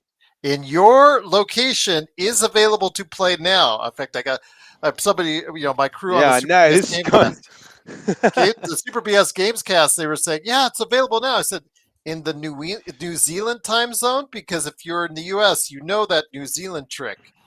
That's right. It's good to go. So yes, fix your clock. I'll get some food after this. Get my best mate Jack Daniels to join me, and we'll play some indie. All right, I'll play it about 40 minutes myself. It is, of course, the Lakers Fast Break. Sean, great to have you here as well, my friend. Cannot thank you enough. Joe as well. We'll be back with more great fun. Once again, the Lakers win 107-98. A big shout out again to BD, Bag and Dragon on Twitch, Aussie on Facebook. Of course, JY as well for his great comments. Everybody's great comments as well. Yes. BTS for the super chat, 805 for becoming a member, and everyone out there. SB, yes, Sports Baby, doing a great job modding, taking over for Serge tonight. Serge did a great job earlier, bringing it home, SB, and you guys are bringing it home with us all week long until the Lakers play again. But we're here for you each and every day, right here at the Lakers Fast Break Podcast.